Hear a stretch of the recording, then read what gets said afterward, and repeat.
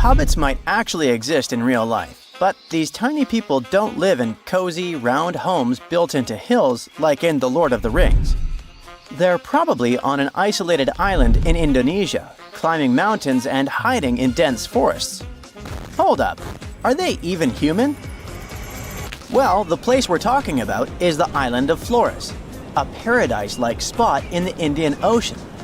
Today, it's famous for being home to the Komodo dragon, the largest lizard in the world.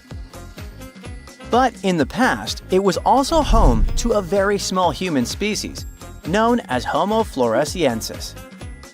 In 2003, experts excavated a cave called Leong Bois and found over 100 fossils of this species.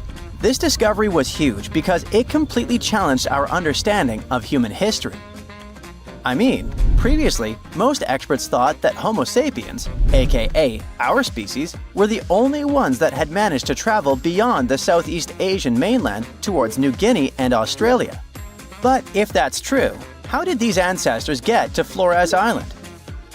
Before you answer by boat, let me just say that it's very unlikely that an ancient human species could have created vessels strong and big enough to cross the ocean.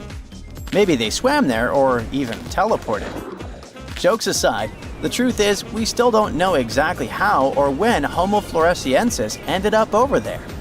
A recent study suggests they might have descended from Homo erectus, one of the first human-like species we know of. According to this theory, they probably traveled 450 miles east from an island called Java and made it to Flores about 1 million years ago. Once living isolated in Flores, their bodies shrank over the years and they ended up becoming really short. But that's just one theory, and there isn't much solid evidence to back it up yet. What we can say for sure is that they were really short compared to modern humans. At first, we thought they'd be about 3 feet 6 inches tall.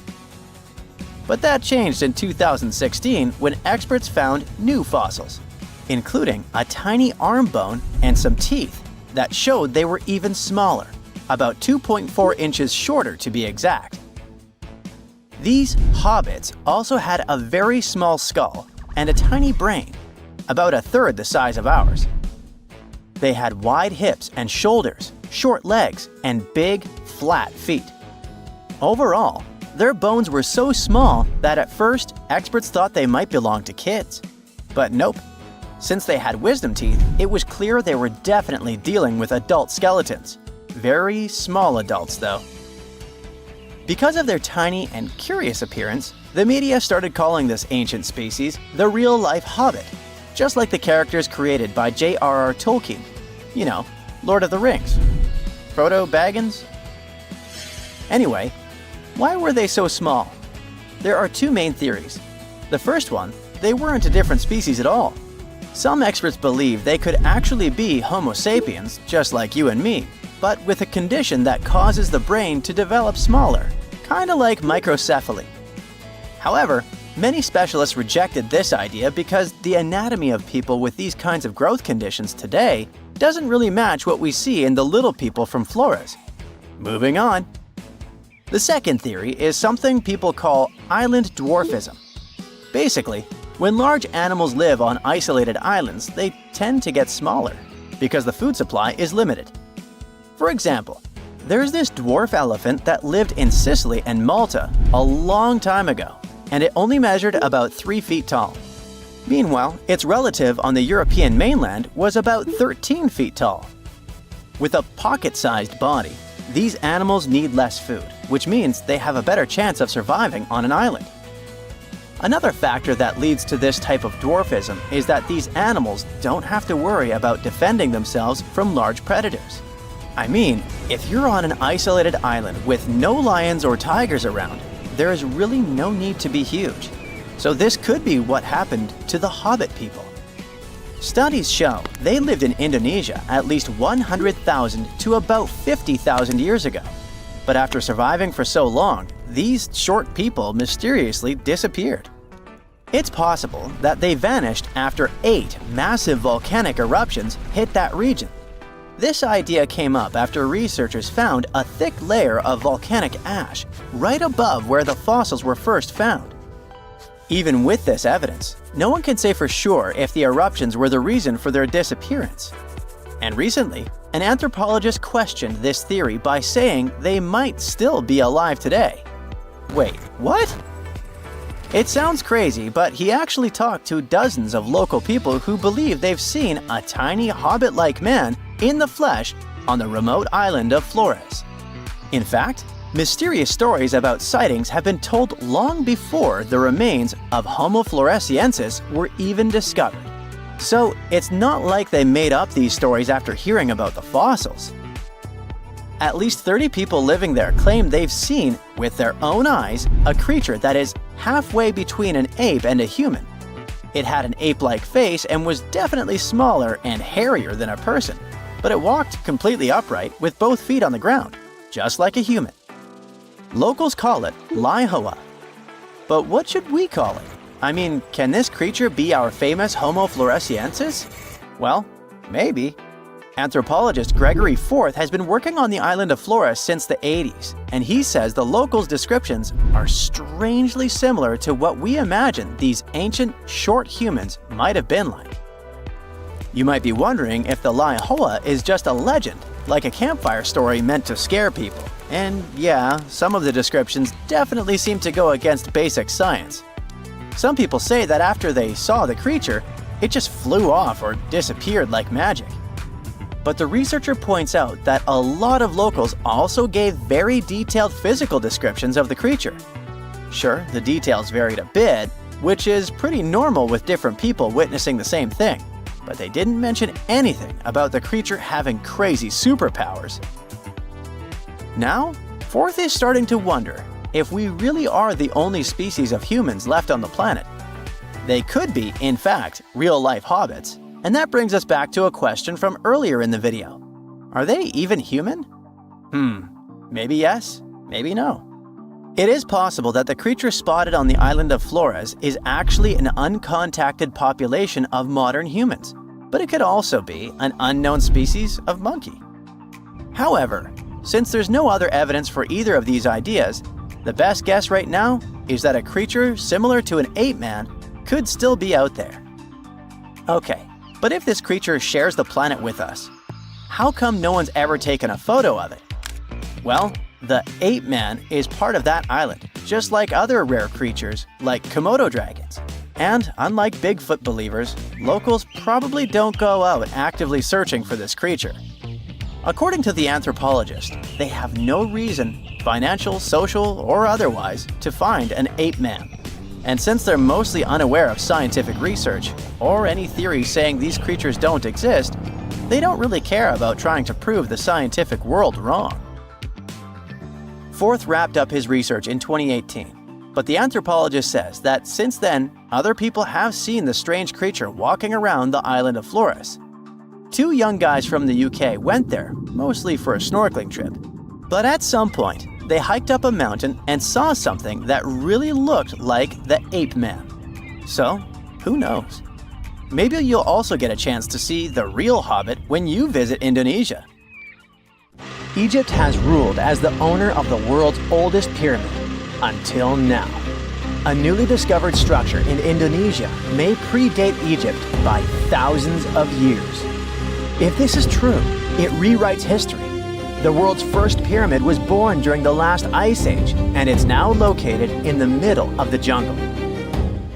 At first glance, Gunung Padang does not exactly scream pyramid. It looks more like a big mound with scattered stones tossed all over it. But recent excavations have revealed that far beneath the surface, there are stone structures buried in multiple layers, deeper and much older than anyone expected.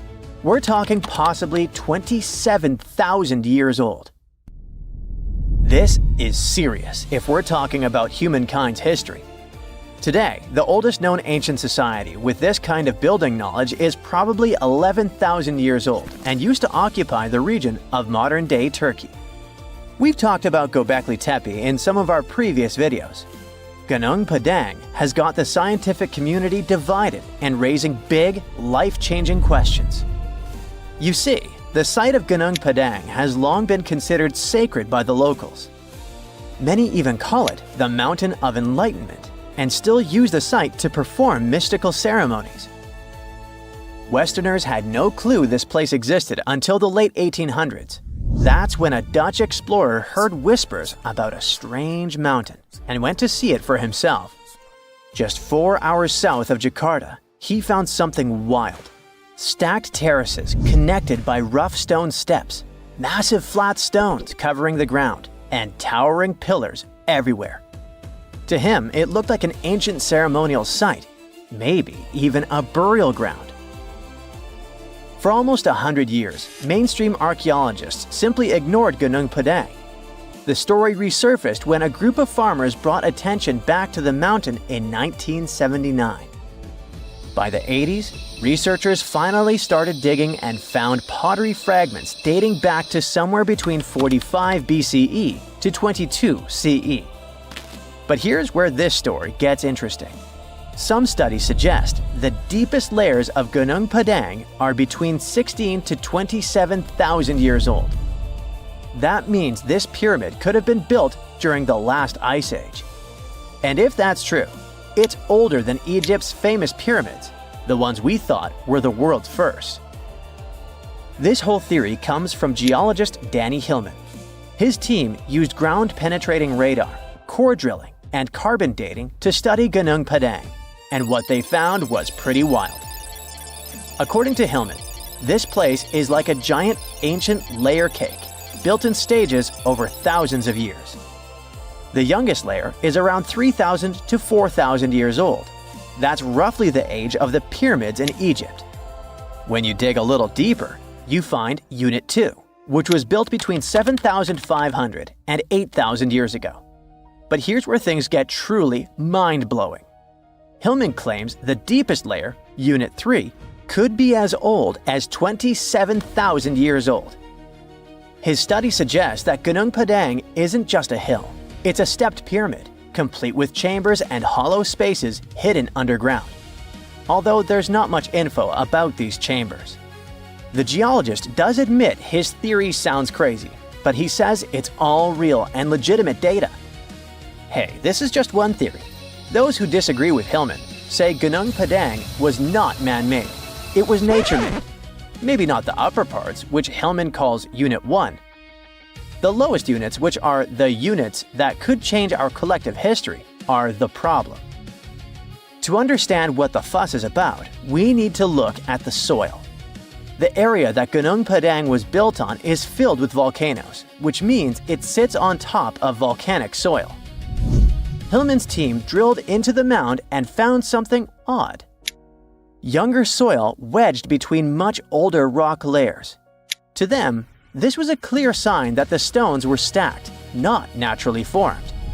After all, in nature, younger soil doesn't just sink beneath ancient rock. That would be like discovering fresh ink beneath the pages of an ancient manuscript. You know, something doesn't add up unless someone put it there on purpose. However, skeptics such as volcanologist Zoetkinel Braunthal argue that Gunung Padang is not a human-made pyramid, but rather the remains of an ancient volcano. He believes the mixed layers of young soil and old rock are the result of natural erosion and geological processes, not human construction. Volcanic activity can create unusual formations over time, and without clear signs of tools, carvings, or human remains, many experts remain unconvinced. The mystery boils down to this paradox.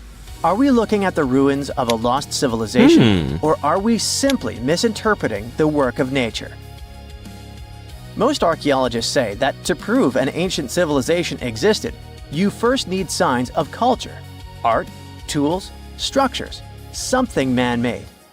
That's exactly why archaeologist Dibble, one of Hillman's biggest critics, isn't buying the pyramid theory.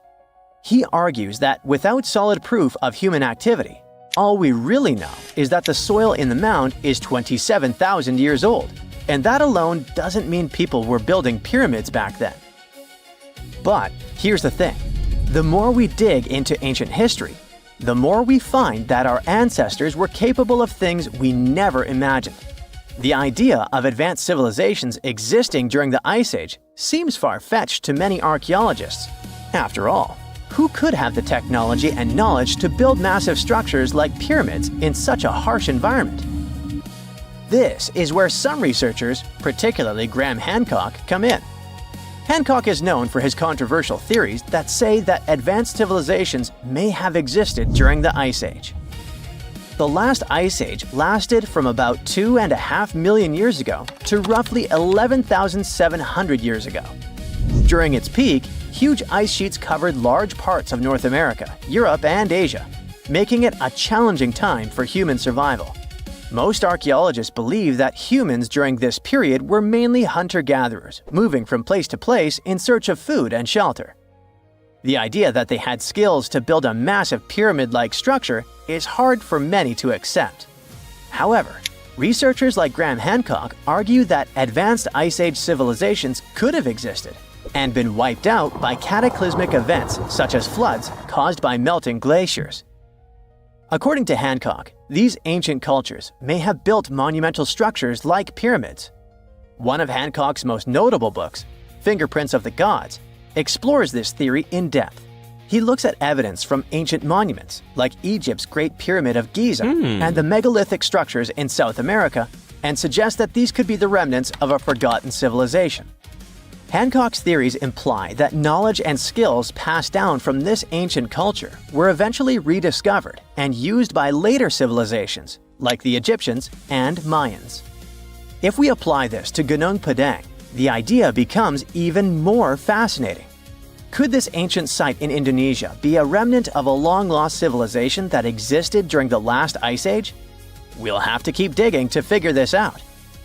Either way, while scientists debate the origins of Gunung Padang, local myths offer a different explanation. One of the most famous local legends tells the story of King Siliwangi, a powerful ruler who wanted to build a grand palace in a single night. With supernatural strength, he began stacking enormous stones to create his masterpiece. But as the first light of dawn appeared, he realized he had failed to finish in time. Frustrated, he abandoned the project, leaving behind the massive rock formations that we see today. While this story isn't historical fact, it reflects how deeply Gunung Padang is embedded in the local culture. Even today, the site is considered a place of spiritual energy, attracting visitors who believe in its mystical power. Hindus from the island of Bali climb the mountain steps to conduct rituals related to the rising of the full moon. Followers of a variant of Indonesian martial art practice their discipline high on the mountain. As these sacred rituals continue, archaeology and geology keep trying to figure out if this really is the oldest man-made structure in the world. A perfectly carved vertical hole hidden deep in the North Caucasus Mountains drops into the earth like someone drilled straight toward the planet's core. Some people even compare the shaft to internal passages inside the Egyptian pyramids. Could there really be a connection between them? So the public learned about this mystery cave thanks to a local cave enthusiast who was hiking in the North Caucasus in 2011. The rugged slopes of the Kara Hora mountain, with glacier-carved valleys and cliffs that have stood there against all sorts of weather for thousands of years, seem to be a perfect place if you want to hide something. And that's where Shemakov found something that looked like an entrance to an underground cave. He invited a team of cavers, and together they went down the shaft. At first, they were sure it was a geological formation, but the deeper they descended, the more it looked like something carefully built by humans. There were massive stone blocks that seemed fitted together so tightly that you couldn't push a knife blade between them. Some sources also say the shaft drops almost perfectly vertical, and its walls look polished, as if giant machinery smoothed them long before modern tools existed. But in reality, this smooth appearance results from natural geological fractures. What's really weird are openings resembling ventilation channels. These passages seem designed to move air through the structure. Natural caves rarely organize airflow this cleanly. That detail alone makes researchers argue whether someone designed and built all this intentionally. And if someone did build it on purpose, it would have to be one really advanced civilization. Some people said Shemakov described his discovery in every detail in his diary. But even if it really existed, it was lost. So we'll never know what was in it. In fact, we know so little about this man, and his discovery wasn't mentioned a lot on TV or elsewhere, that some people even questioned if he existed at all. Or maybe he saw something down there he shouldn't have seen. And there's no way to double-check, as he was hit by a car and passed away just 4 years after the discovery. This tragedy fueled even more rumors, speculation, and conspiracy theories. Geologists are trying to find a more logical explanation for this shaft, of course. The Caucasus Mountains are part of a massive chain called the Alpida Belt, which stretches all the way from southeastern Europe right into Asia. The Caucasus formed as a result of a tectonic plate collision. All these massive plates are still restless and constantly pushing against each other today. So the entire region gets hit with strong earthquakes on a regular basis. Plus, water, pressure, and chemical reactions can carve vertical shafts over millions of years. Underground rivers dissolve softer rock, and harder layers remain smooth, eventually forming deep chimneys.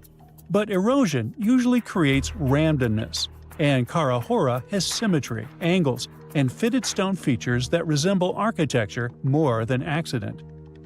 Now, getting inside the shaft is still extremely dangerous. You'd have to face sheer drops, unstable ledges, and oxygen levels that thin out deeper underground. Twisting tunnels make it super tricky to find your way, and locals warn that some of the first explorers who entered never returned. Luckily, modern teams can use ground-penetrating radar and remote sensors instead of human descent to study the shaft. With every new scan, researchers find more voids that are still unreachable. Meanwhile, Kara Hora has interesting neighbors. For example, Verovkina Cave, currently the second deepest known cave on the planet.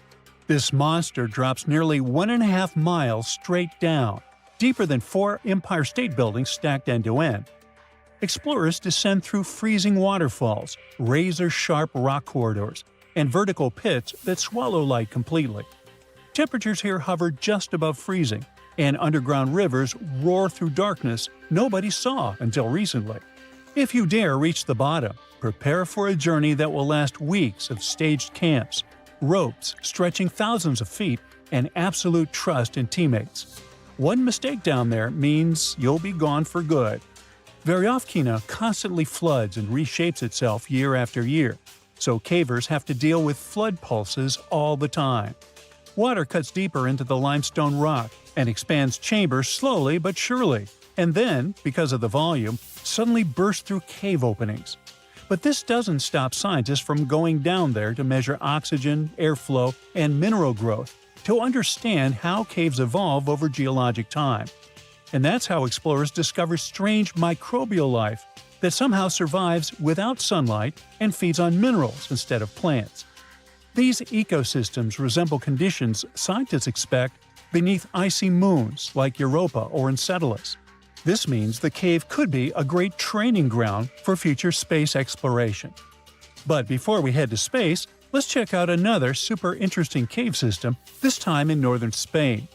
There's a chamber there which scientists call Pit of Bones.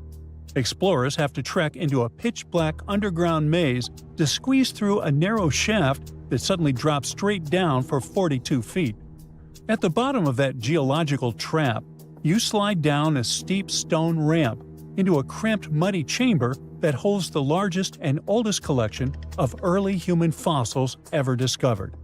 It's a biological time capsule with the remains of at least 28 ancient humans, frozen long before modern history even began.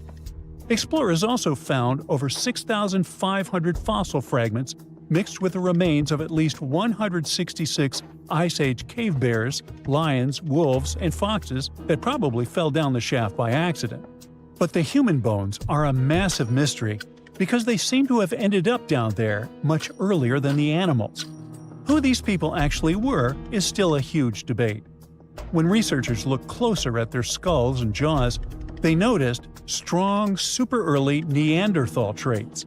Then things got even crazier when scientists miraculously extracted mitochondrial DNA from those ancient bones. It linked these individuals not only to early Neanderthals, but also to the Denisovans, a mysterious group of ancient humans found thousands of miles away in Siberia. It proves our ancestors were moving and mixing in ways far more complicated than anyone ever guessed. The drama doesn't stop at genetics, though. This dark cave might actually hold the world's first assassination mystery and its earliest funeral. Out of thousands of bones, archaeologists found absolutely no everyday tools or food waste, except for a single, carefully crafted quartzite hand axe they nicknamed Excalibur. Because of this, some researchers think the group intentionally lowered their deceased down the shaft with the axe as a ritual. It was probably a way to show compassion hundreds of thousands of years before we thought possible. At the same time, one of the skulls shows two identical lethal fractures that look exactly like intentional blows. To get the exact timeline for all this prehistoric drama, scientists use cutting-edge tech like electron spin resonance and uranium series dating, and finally locked down that is 430,000 years old. Now, let's jump across the world to another geological giant, Devil's Tower in Wyoming. The formation shoots nearly 900 feet above the surrounding land. Its surface has long vertical columns, and it looks like some careful hands carved them. But geologists explain the structure formed when molten rock pushed upwards underground and cooled slowly. As the rock cooled, it turned into hexagonal columns, similar to how drying mud splits into patterns, just scaled up to impossible size. Erosion later removed the softer surrounding rock and left the hardened core unprotected. Local tribes thought the tower was sacred and made up stories about giant bears clawing the stone during mythical hunts. Now, scientists agree on much of its volcanic origin, but debates continue about whether magma ever reached the surface or hardened entirely underground. Even after more than a century of study, Devil's Tower still has its mysteries.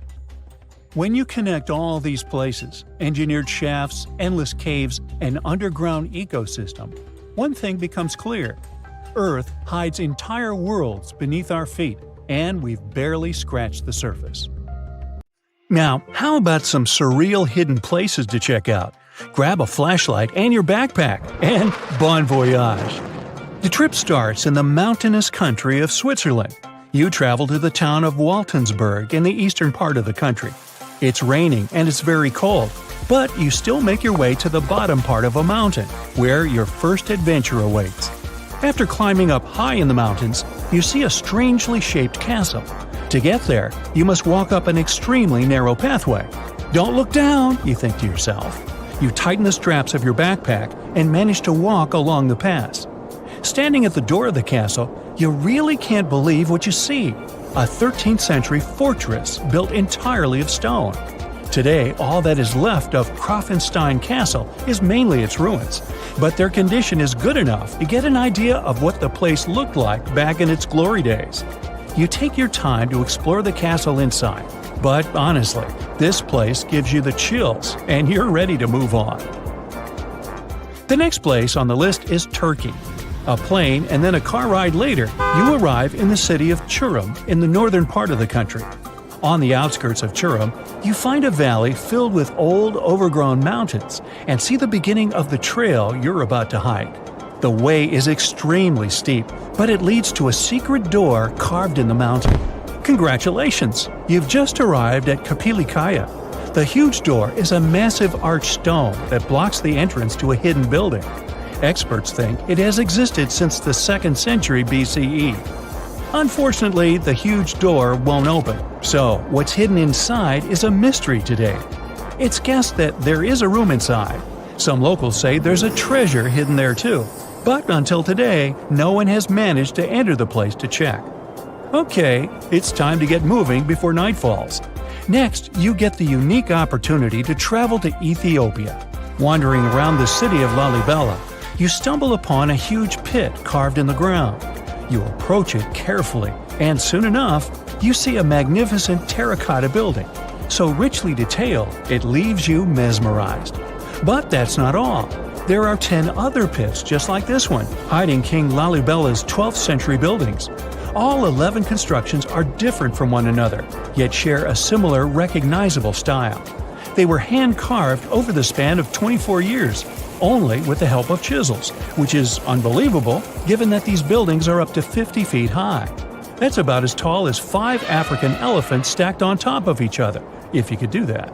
This unconventional way of construction made them entirely monolithic, meaning they were carved out of just one gigantic piece of rock. Pretty impressive, huh? Once you leave Ethiopia, you grab a flight to southern Italy, right there on the tip of the boot. No hiking is needed here. Whew! Your friend takes you to a site called Sassi di Matera. It's a Paleolithic city carved in the slope of a steep hill. You might feel like you've traveled in time here, as local stone houses and ancient buildings are unlike anything you've ever seen before. The site, also known as De Sassi, is suspected to be one of the first human settlements in Italy, dating back to over 9,000 years ago. Wandering around the town, you might get invited inside one of the cave-like houses. Oh, and as weird as it may sound, some of the streets run on top of people's homes. Talk about Paleolithic urban planning. You're probably becoming an expert on rock-cut architecture by now, but there are still a few sites left on your list. Next off, you head to Slovenia to visit the world's largest cave castle. This medieval castle was built on top of a 400-foot-high cliff and was designed to be impenetrable. Luckily for you, security is much more relaxed today. Still, if you're looking for a more challenging and less touristy way inside, you can get into the castle through one of its many underground tunnels. They were built over 800 years ago for the owner of the castle. He needed secret passageways to sneak supplies. Today, Pajama Castle is both enchanting and mysterious. I'd say it depends on whether it's a warm sunny day or a cold stormy night. After this medieval experience, you head on to visit Petra, a magnificent Jordanian monument found in the middle of the desert. To get around here, you'll need a large supply of water and sunscreen because it's going to get hot. But this site is worth it. The city of Petra is a marvel of the ancient world. Back in the 4th century BCE, this region was a trading hub at the crossroads of commercial routes. Petra was a wealthy city, home to the Nabateans, an Arab Bedouin tribe that thrived in the region for many years. The rock-carved gate-like structure Petra is famous for is called the Pharaoh's Treasure. It stands at the main entrance to the site and is said to have a treasure hidden inside. You might feel tempted to check it out for yourself, but that's an adventure for another trip. For now, you hop on another plane ride, this time to the Americas. First, you visit the USA, more specifically, the mountainous state of Colorado. You make your way to Mesa Verde National Park. There, in between the greenery and abundant vegetation, you'll find over 600 dwellings built in the cave beneath the cliff, carved deep into the mountainside.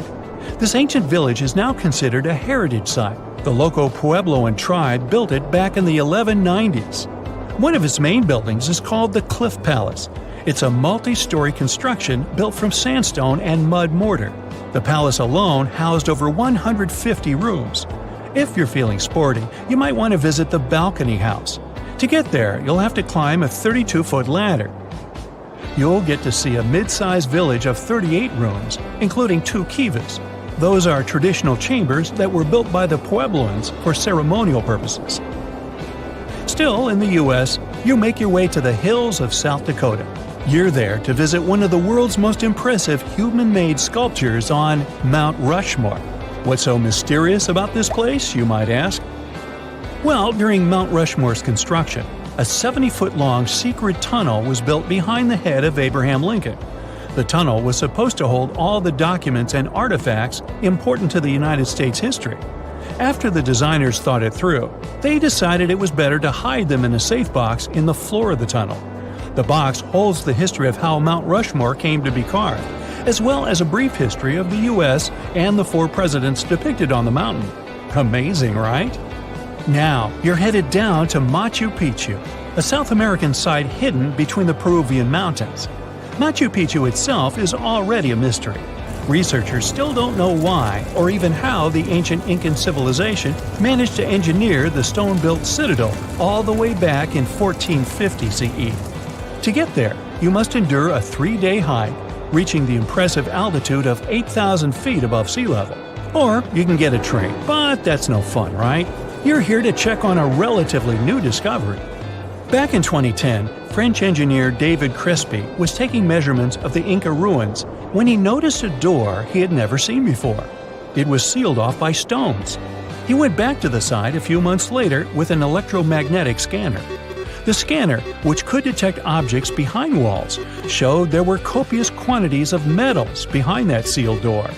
The researcher contacted the Peruvian authorities requesting to remove the rocks, but they didn't authorize it. As of today, the door is still locked. Whew, this trip was long, wasn't it? Make sure to get some rest, Indiana Jones. You are lost deep within the jungle in the Yucatan Peninsula in Mexico.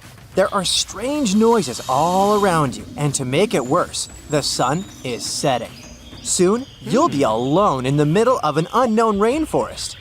Guess it was a pretty bad idea to come looking for El Dorado on your own, wasn't it? You keep walking as fast as you can, when suddenly, wait! What's this you're seeing? It looks like large stairways made out of stone. This definitely doesn't look natural, so you take a picture. Maybe you didn't strike gold, but you might have just found something relevant. Congratulations! You found Akamtun, a long-lost Mayan city, hidden 37 miles into the jungle. The name literally translates to stone column. Stone was probably in at the time, so these guys used a lot of it to build their pyramids, houses, and even ball courts. If you ever thought that Europeans invented ball games, think twice. Mayans loved to play ball games for recreational purposes. Akamtun is part of a series of other long-lost Mayan cities that are being discovered with the help of new technology nowadays. We'll talk more about the other ones in a jiffy. Perhaps the biggest surprise of this one is that it was surrounded by wetlands, which is why the city was built on high ground. The city was monumental, covering an area of over 120 acres. That would be as big as 90 football fields right next to each other. Scientists have found proof that Akamtun had pyramids of up to 49 feet high, and that it was likely an important social hub between 250 and 1000 CE. This is definitely a game changer. But lost Mayan cities began to be unearthed in the 19th century. Modern technologies, such as LiDAR imaging, help archaeologists see through dense canopies of the forests. This means that people don't really have to risk getting lost in the tropical jungle like you did at the beginning of this video. LiDAR works sort of like an X-ray. It sends out laser beams that can detect any signs of ruins or ancient constructions. According to space archaeologist Sarah Parchak, satellite imagery has been a key player in discovering ancient cities in South America, Egypt, and other places. Sarah herself spends most of her days scouring images for any signs of where there could have been cities long ago. She says that more often than not, what happens is that ruins are covered by vegetation, soil, or sand, which makes them super tricky to find. But thanks to these awesome tools, scientists also made the huge discovery of ancient Mayan causeways, which spread throughout old Mayan territories. I mean, take a look at these roadways. You'd expect to see ruins like this in places such as Portugal, England, or the United States. I'm talking about 130 feet wide roads painted white to help travelers journey through the nighttime. Scientists recently unearthed a 110-mile network of roads such as these, and they think this dates back to before the first registered Mayan highways we've known so far. These roadways, which sometimes ran over the swampy ground and were even elevated at times, are being called the world's first superhighways. Even if there is no registry of animal-powered vehicles, it's believed that the Maya used them to travel around a network of possible 964 settlements. They were built like a huge spiderweb, and from what archaeologists have gathered, this huge system of roads worked to connect a big system of economic and social interactions between Mayan cities. This completely debunks the traditional idea that the Mayan pre-classic period, which dates back to 2000 BCE, was made of small, tribal settlements. Imagine the manpower and engineering ability you need to muster to build something close to these white highways. Scientists believe that these causeways were built pretty much the same way as the Mayans built their pyramids, with a mixture of mud and quarry stone. Oh, and using several layers of limestone to make them white. That's pretty cool, right? But let's take a few steps back for a moment to get some context.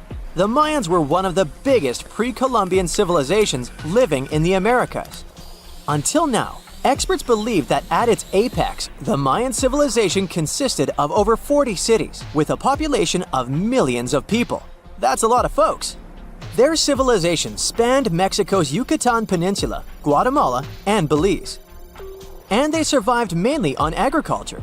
The thing is, the Yucatan Peninsula was an extremely difficult place to grow crops. So the Mayans had to develop a complex irrigation system in most of their cities. They built a series of ceremonial buildings, pyramids, and plazas. The Mayans might have been keen pyramid builders, but they also developed an advanced astronomical system. With whatever ancient technology they had, they were able to predict the exact location of planets such as Venus and Mars, as well as the exact dates of eclipses. If you've ever seen examples of ancient Mayan cities, this is Tikal. Located at the heart of the Guatemalan jungle, Tikal is believed to have been the capital of the ancient Mayan conquest state. At its height, it was comparable in importance to cities such as London or New York in today's world. It's composed of a series of complex monuments.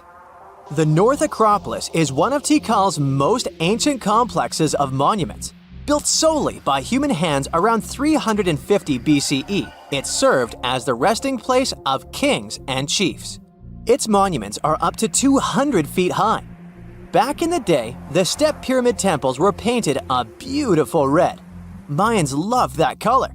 Today, of course, you'll only see the limestone. Then there's Chichen Itza. It's got one of the best preserved pyramids on Earth to date. Located in Mexico's Yucatan state, this Mayan city is well over 1,500 years old. At its peak, it was home to 35,000 people. The site covers 4 square miles of land. The highlight is El Castillo, a tremendous step-like temple standing 80 feet above ground. Its most peculiar feature is that it has 91 steps up each of its 4 sides, including the upper platform, which makes for 365 steps, the same number of days as the solar year. You can see that these folks were a pretty big deal, huh? That's why nobody can really understand what happened to them. There's a big lack of evidence on the decline of this almighty empire. What could have been the cause of their demise? Was it a drought? New research in 2017 did bring some new discoveries into the mix. Using data from a site at Ceibal, located at southwest of Tikal, scientists analyzed radiocarbon data from ceramics and archaeological excavations to extract new information about the unexpected demise of this great civilization. The information shows that instead of a sudden collapse, the Mayans most likely fell in waves of social instability and political crises. These events are believed to have deteriorated Mayan city centers and began causing the dispersion of the Mayan population. It's hard to pinpoint the exact causes, though. But hey, recent discoveries are shedding a big light on humanity's past. Not only about the Mayan Empire, but about other long-lost civilizations of South America. A major recent discovery in Brazil was done using satellite imaging technology and is also shocking scientists. Some images from near the Xingu River, also in the Amazon, suggest that cities of millions of people might have existed inside the jungle, way before our modern civilization ever existed. I mean, if this doesn't shock you, I don't know what will. Satellite imagery also detected a network of trenches dating back to 200 and 1200 CE in the Bolivian Amazon forest.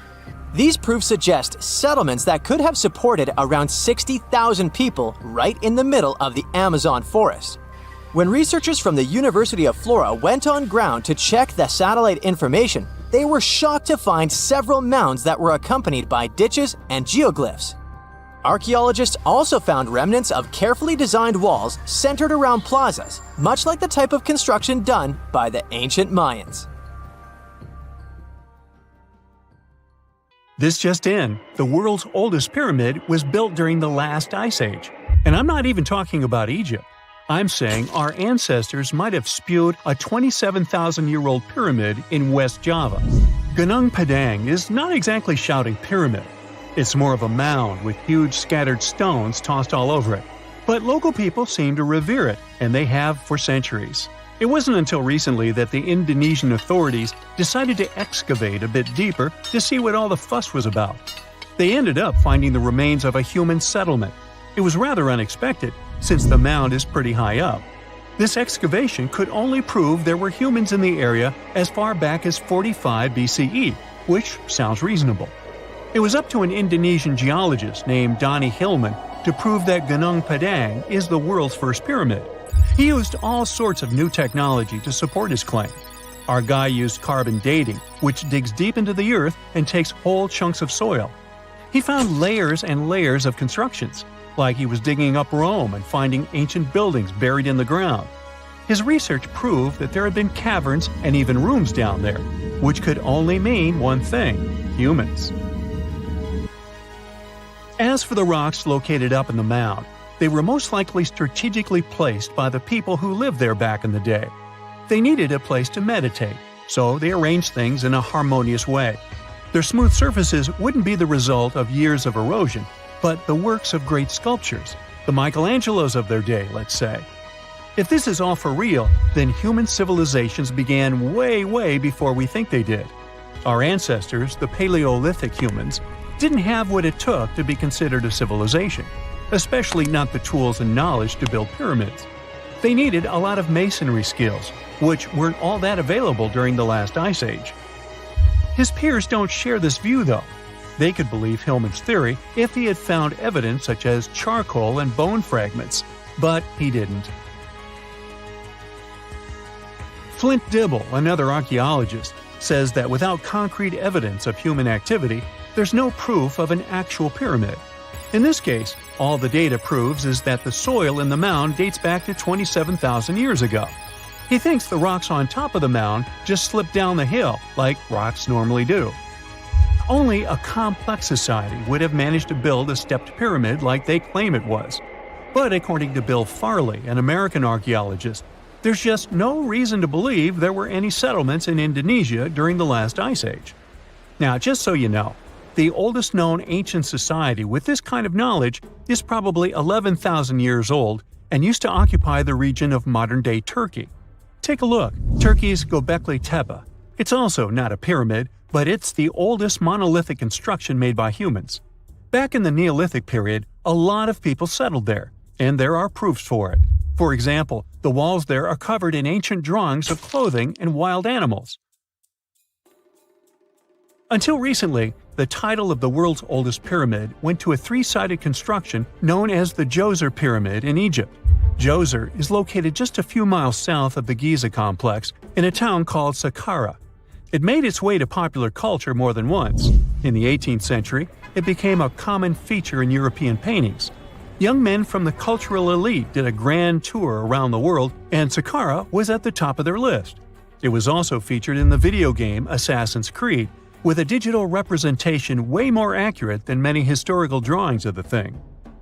That was kind of a big deal in ancient Egypt, to build pyramids for kings to spend their afterlives. And if you thought the Khufu pyramid was the oldest one in the world, well, Djoser was built 70 years ahead of that time. The development of new technology has allowed archaeologists to make groundbreaking discoveries, and a new, or should I say ancient pyramid in South America might win the title in dispute. It turns out that pyramids were also pretty fashionable in the Americas in the old days. Among them are the iconic pyramids of Guatemala's Tikal Temple complex, the same ones that appeared in Star Wars No. 4. But to find the oldest pyramid in the Americas, one would have to travel to Peru. Deep in the Peruvian desert, archaeologists stumbled upon a sprawling ancient metropolis known as Caral. At first, researchers believed that the settlement was pretty recent, since the site was way too complex for ancient technology to handle it. As we said, Caral is a desert town, like Las Vegas, but without all the hoopla. This means no easy access to water. And for cities like these to thrive, they need a considerable irrigation system, which leads us back to complex technologies. The Peruvians surprised us all with this new discovery. This site was huge, filled with an amphitheater, houses, and religious buildings. The whole thing probably sprawled through 370 acres. And when scientists went to test their initial hypothesis using radiocarbon dating, they found that the city probably sprung around 2027 BCE. On the site, archaeologists found 6 pyramids that could possibly predate the one in Saqqara. As far as they know, both civilizations coexisted in the same time period, in opposite parts of the world. But since researchers can't pinpoint the exact age of Caral's pyramids, it's pretty hard to guess which civilization completed their pyramid first. If only we had a crystal ball. Now, it just so happens that the shape of a pyramid is something that nature is able to produce all on its own, leaving us modern-day humans a bit confused. A classic example is the Japanese side of Yaonagani, which also goes by the name of Japan's Atlantis. The entire monument is about the size of 5 football fields and the height of a 5-story building. Explorers and scientists believe that Yaonagani dates back to 10,000 years ago. For Japan's top marine geologist, Professor Masaki Kimura, Yaonagani is the heritage of a lost civilization. Kimura has dived into exploring the ruins over 100 times over the past 10 years. To him, there are clear signs of human activity down there.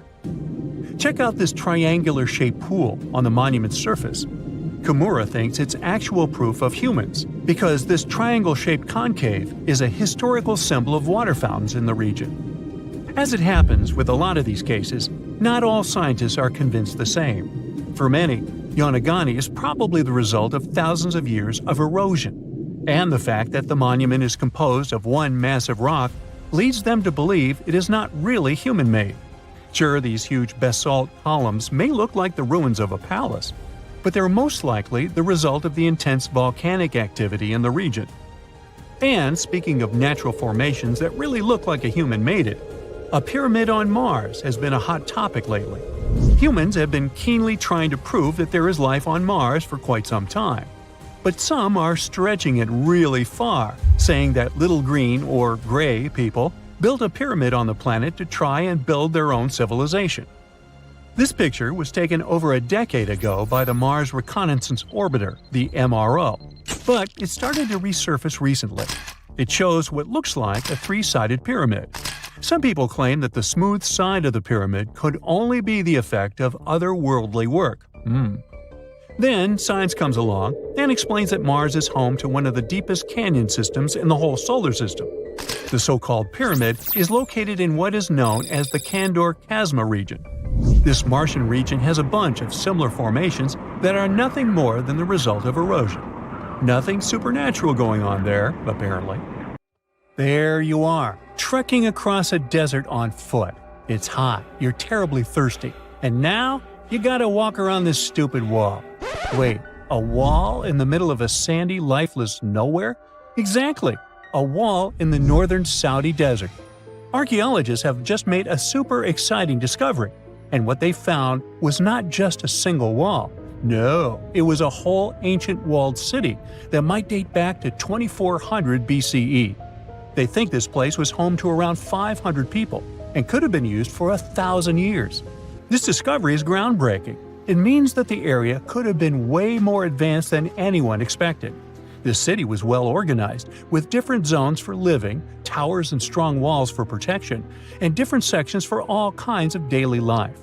This ancient city, now called Al-Nata, was basically an oasis town, and it's great since it can give us a peek into what life might have been like in this desert thousands of years ago. Apparently, they had clearly separated areas, like residential sections, a cemetery, farmland, and even a town center. This oasis city, found in the Khaybar area, is the first big organized settlement from the 2nd or 3rd millennium BCE that researchers have uncovered in northwestern Arabia.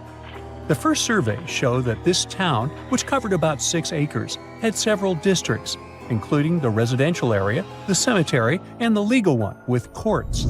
The houses were set up in neat rows, all connected by small roads. Those streets kept the residential area separate from the rest of the town. Back then, most people in this region were nomadic herders, always moving around. But archaeologists have been sure that during the Bronze Age, northwest Arabia had small walled towns and oasis centers scattered across it. These connected oasis towns were unique, offering secure places for people to live, store goods, and trade. They started showing the beginnings of urban planning, which hints that people of that time were already starting to settle down and organize communities more seriously. The research team estimated that there were about 50 homes in Al-Nata, but that number could go up to 70 as they keep digging. They think that a few hundred people lived there, and probably one of the coolest things is that some houses went up to 3 stories tall. Built on a slope near a couple of major trade routes, this city was set up in a prime spot. Now, one of the most impressive things about this place is its water supply.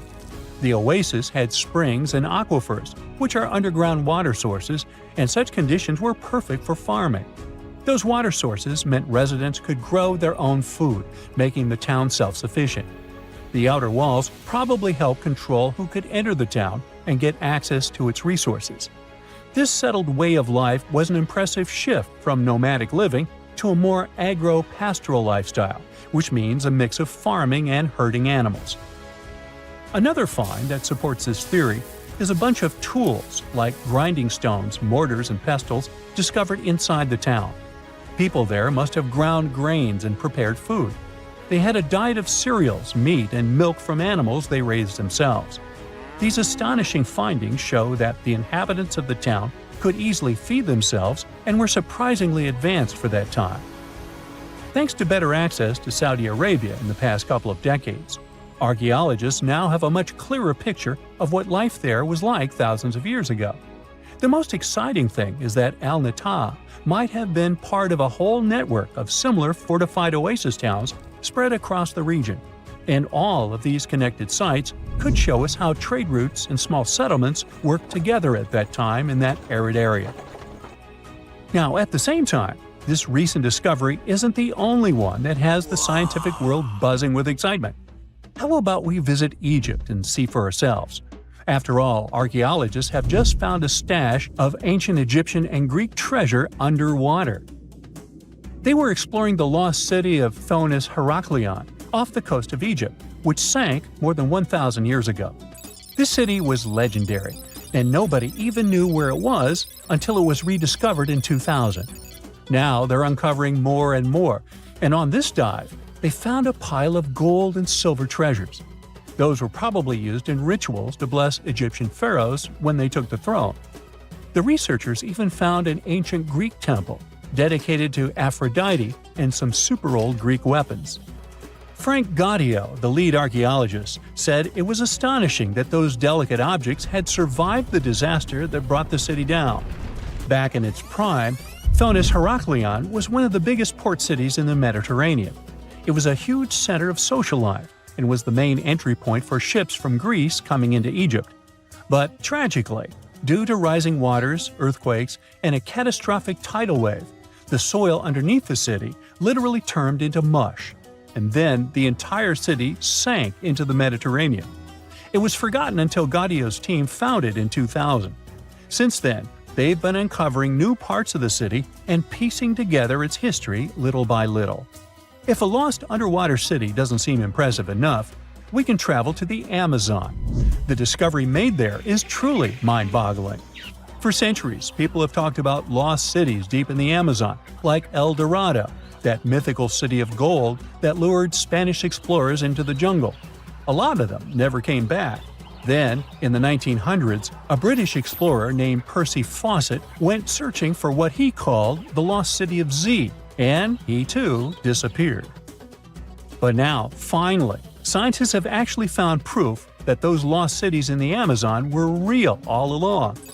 A team of scientists use a tech called LiDAR, which basically allows you to see through thick jungle from above by bouncing light beams off the ground. They flew over the jungle in Bolivia in a helicopter about 650 feet up, and mapped out those hidden ancient cities. What they found were ruins of a huge urban settlement built by the Kasarabi people who lived there from 500 to 1400 CE. And it wasn't just a couple of buildings here and there. No, the LiDAR maps revealed massive urban centers, pyramids, platforms, roads, canals, and causeways, all carefully laid out. Turns out the Amazon wasn't just an untouched jungle. It was once home to big, complex cities. A scientist from the German Archaeological Institute explained that Europeans had long ignored the possibility of ancient Amazonian cities, but the LiDAR maps showed they were wrong. The new maps have revealed 26 sites, including 11 that no one even knew existed. Researchers have discovered two main city sites, Landivar and Kotoka. They had massive moat causeways stretching out like spokes on a wheel, linking the main cities with smaller surrounding settlements. Some of the canals even connected the cities to rivers and a big lake, which allowed water to flow through the area. Over the years, scientists found scattered ruins all over this region, but the thick jungle made it nearly impossible to connect the dots and see if or how they were related. With LiDAR, the whole layout came to life, showing that those sites were part of a much larger organized urban system. It's now also clear that the sites had a greater meaning, since everything is lined up in a way that could be symbolic of the spiritual beliefs of the inhabitants. The Kasarabi culture isn't as famous as the Maya, but they had a thriving society in an area that faced huge challenges, like yearly flooding. And although the nearby Andes had their own monumental sites, the Kasarabi were doing something absolutely unique. They even had reservoirs to store water, which suggests they might have been dealing with occasional droughts, which is pretty unusual for the Amazon. Actually, those terrible droughts could be why the Kasarabi eventually left their cities around 1400 CE. Deep inside the heart of the Amazon rainforest lies a cave so massive it defies logic. Stretching for 2,000 feet, this tunnel is so big a human could easily walk around inside of it. Its walls are etched with deep, mysterious claw marks. But this is just one of many. If you travel to the south of Brazil, you'll stumble upon over 1,500 similar caves, ranging from modest tiny burrows to massive passageways. These are not your average spooky, bat-filled caverns. They're what researchers call paleo burrows, also known as ancient underground structures dug by creatures so colossal they make modern elephants look small. Whatever creature dug those tunnels displaced 800 elephants worth of dirt. I know, it still looks like a normal cave, but experts noticed this one was special because the walls were too neat and rounded, and the floor was too smooth. Besides, no water or erosion leaves such signs of serious digging power. These Brazilian caves are the largest geological records of animal activity on the planet. It's like stumbling into a prehistoric house made by creatures the size of cars. To unlock this mystery, researchers analyzed the scratch marks on the walls and realized they had probably been made by giant ground sloths, a species called valgipes, which could weigh nearly 9,000 pounds and eat your average annual menu in about 3 days. Despite being huge, these animals were not earthbenders. They had to work in groups if they wanted to dig such long tunnels. This is why scientists believe many sloths shared the same tunnel and dug it together.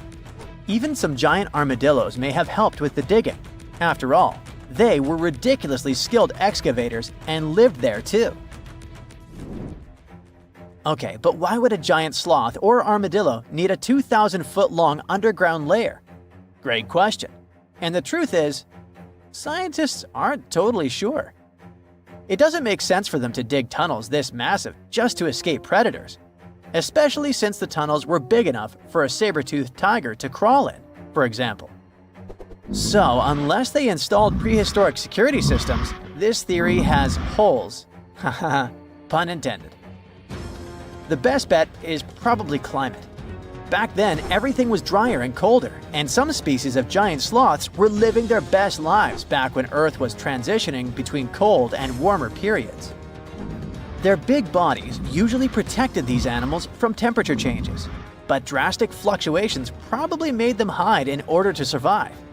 Besides, just like modern sloths, giant sloths probably had a hard time maintaining their body temperature, and going underground for a while is a great way to protect your babies and save some energy. After all, the bigger you are, the more energy you spend. Some scientists believe these tunnels might have had rotating tenants. One sloth moves in, digs a bit, leaves some scratch marks, moves out. And sometime later, another one crashes there and adds its own decor touches. A hostel for ancient megafauna. All evidence points to a more timeshare situation than a prehistoric private property. After all, these creatures weren't exactly social butterflies. Most sloths and armadillos usually keep things strictly one-on-one, just mom and baby. Yeah, dad sloth stuck around only for the good part. But you probably noticed one tiny detail here. These guys are not around anymore. They went extinct 11,000 years ago, right around the time humans started to get popular on Earth, when another ice age was ending. In fact, 80% of all mammals that were heavier than 2 pounds disappeared then. The first culprit is, of course, the usual suspect: humans. Around 10,000 years ago, a wave of skilled hunters using distinctive tools like spear points spread across North America. The theory goes that American animals weren't used to this new predator, making them easy targets. Once the big plant eaters started vanishing, the big meat eaters followed. They didn't have enough food to survive, and it wasn't just excessive hunting that caused some damage. Early humans may have also harmed ecosystems in ways that made survival harder for large species. But wait, there's another suspect: climate change. Around the same time, Earth's climate got a major shakeup. The climate was going from super cold to only slightly cold. Just so you know, Earth's temperature was about 46 degrees Fahrenheit, making seasons change and plants perish. And if plants are no longer around, big animals that eat them, like our friends giant sloths, have less nutrition, making them even more vulnerable. Many scientists now think that both human impact and climate change played a role, just in different ways depending on the region. In some places, humans may have tipped the balance. In others, nature itself did the job. Either way, it was a perfect storm that ended the age of giants. Turns out, being huge isn't always a plus. Giant animals tend to live longer and reproduce slowly, which makes them sitting ducks when disaster strikes. Besides, it takes a long time for these guys to bounce back. After dinos disappeared, for example, it took 15 million years for new mega mammals to stomp onto the scene. The last major extinction happened around 12,000 years ago. Not really enough time for brand new massive beasts to evolve. Today's biggest ground animals, like elephants, rhinos, and bison, aren't newcomers. They're actually the tough survivors of that ancient chaos. And, well, at least we still live alongside the blue whale, the biggest mammal ever. But why did some prehistoric animals get so gigantic in the first place? Well, being big has some perks, in spite of all the extinction thing. It keeps you safe from predators and helps you win the fight for food. If plant eaters bulked up, predators had to level up too, just to keep up. And the environment plays a big role. You see, cold-blooded animals might grow bigger in hot places to stay cool, and warm-blooded giants thrive in cold places to stay warm. One paleontologist even suggested that some dino-sized vegetarians needed those massive bellies just to digest the tough, woody plants of their time, as if they had a salad bar inside their bodies. There's also the thing with oxygen. Back then, Earth's atmosphere had way more of it. That's a big deal, especially for creatures with less efficient breathing systems, like insects. Higher oxygen levels meant their bodies could handle more growth and more activity, kind of like nature's turbo mode. We also have to discuss bones, specifically the lighter ones. Many huge dinosaurs had air sacs built into their skeletons, just like modern birds. This made their bones strong but not ridiculously heavy, meaning they could grow super tall or long without collapsing under their own weight. Those air sacs also helped with cooling down, which is super important when you're basically a walking oven of muscle. On the flip side, modern mammals are limited by gravity and biology. Bigger bodies need stronger hearts, lungs, and blood pressure just to keep functioning, and land doesn't offer much support. This also explains why whales got even bigger than dinosaurs. The ocean acts like a natural support system, which pretty much means that buoyancy helps hold up all that mass. So blue whales can hit a jaw-dropping 330,000 pounds without turning into pancakes. On land, that kind of size would be a serious health hazard. So ancient giants weren't just freaks of nature. They were the result of the right mix of air, food, physics, and environment working together in just the right way. The whole extinction event surely is a bummer for giant sloths that worked as gigantic engineers of nature, but it surely prevented us from sharing the planet with insects the size of crows, like some types of griffinflies or millipedes reaching almost 6 feet in length. Yikes! Now, if you'll excuse me, I'm going to appreciate modern sloths, slow, small, and thankfully incapable of terraforming the landscape and giving me insect-related panic attacks.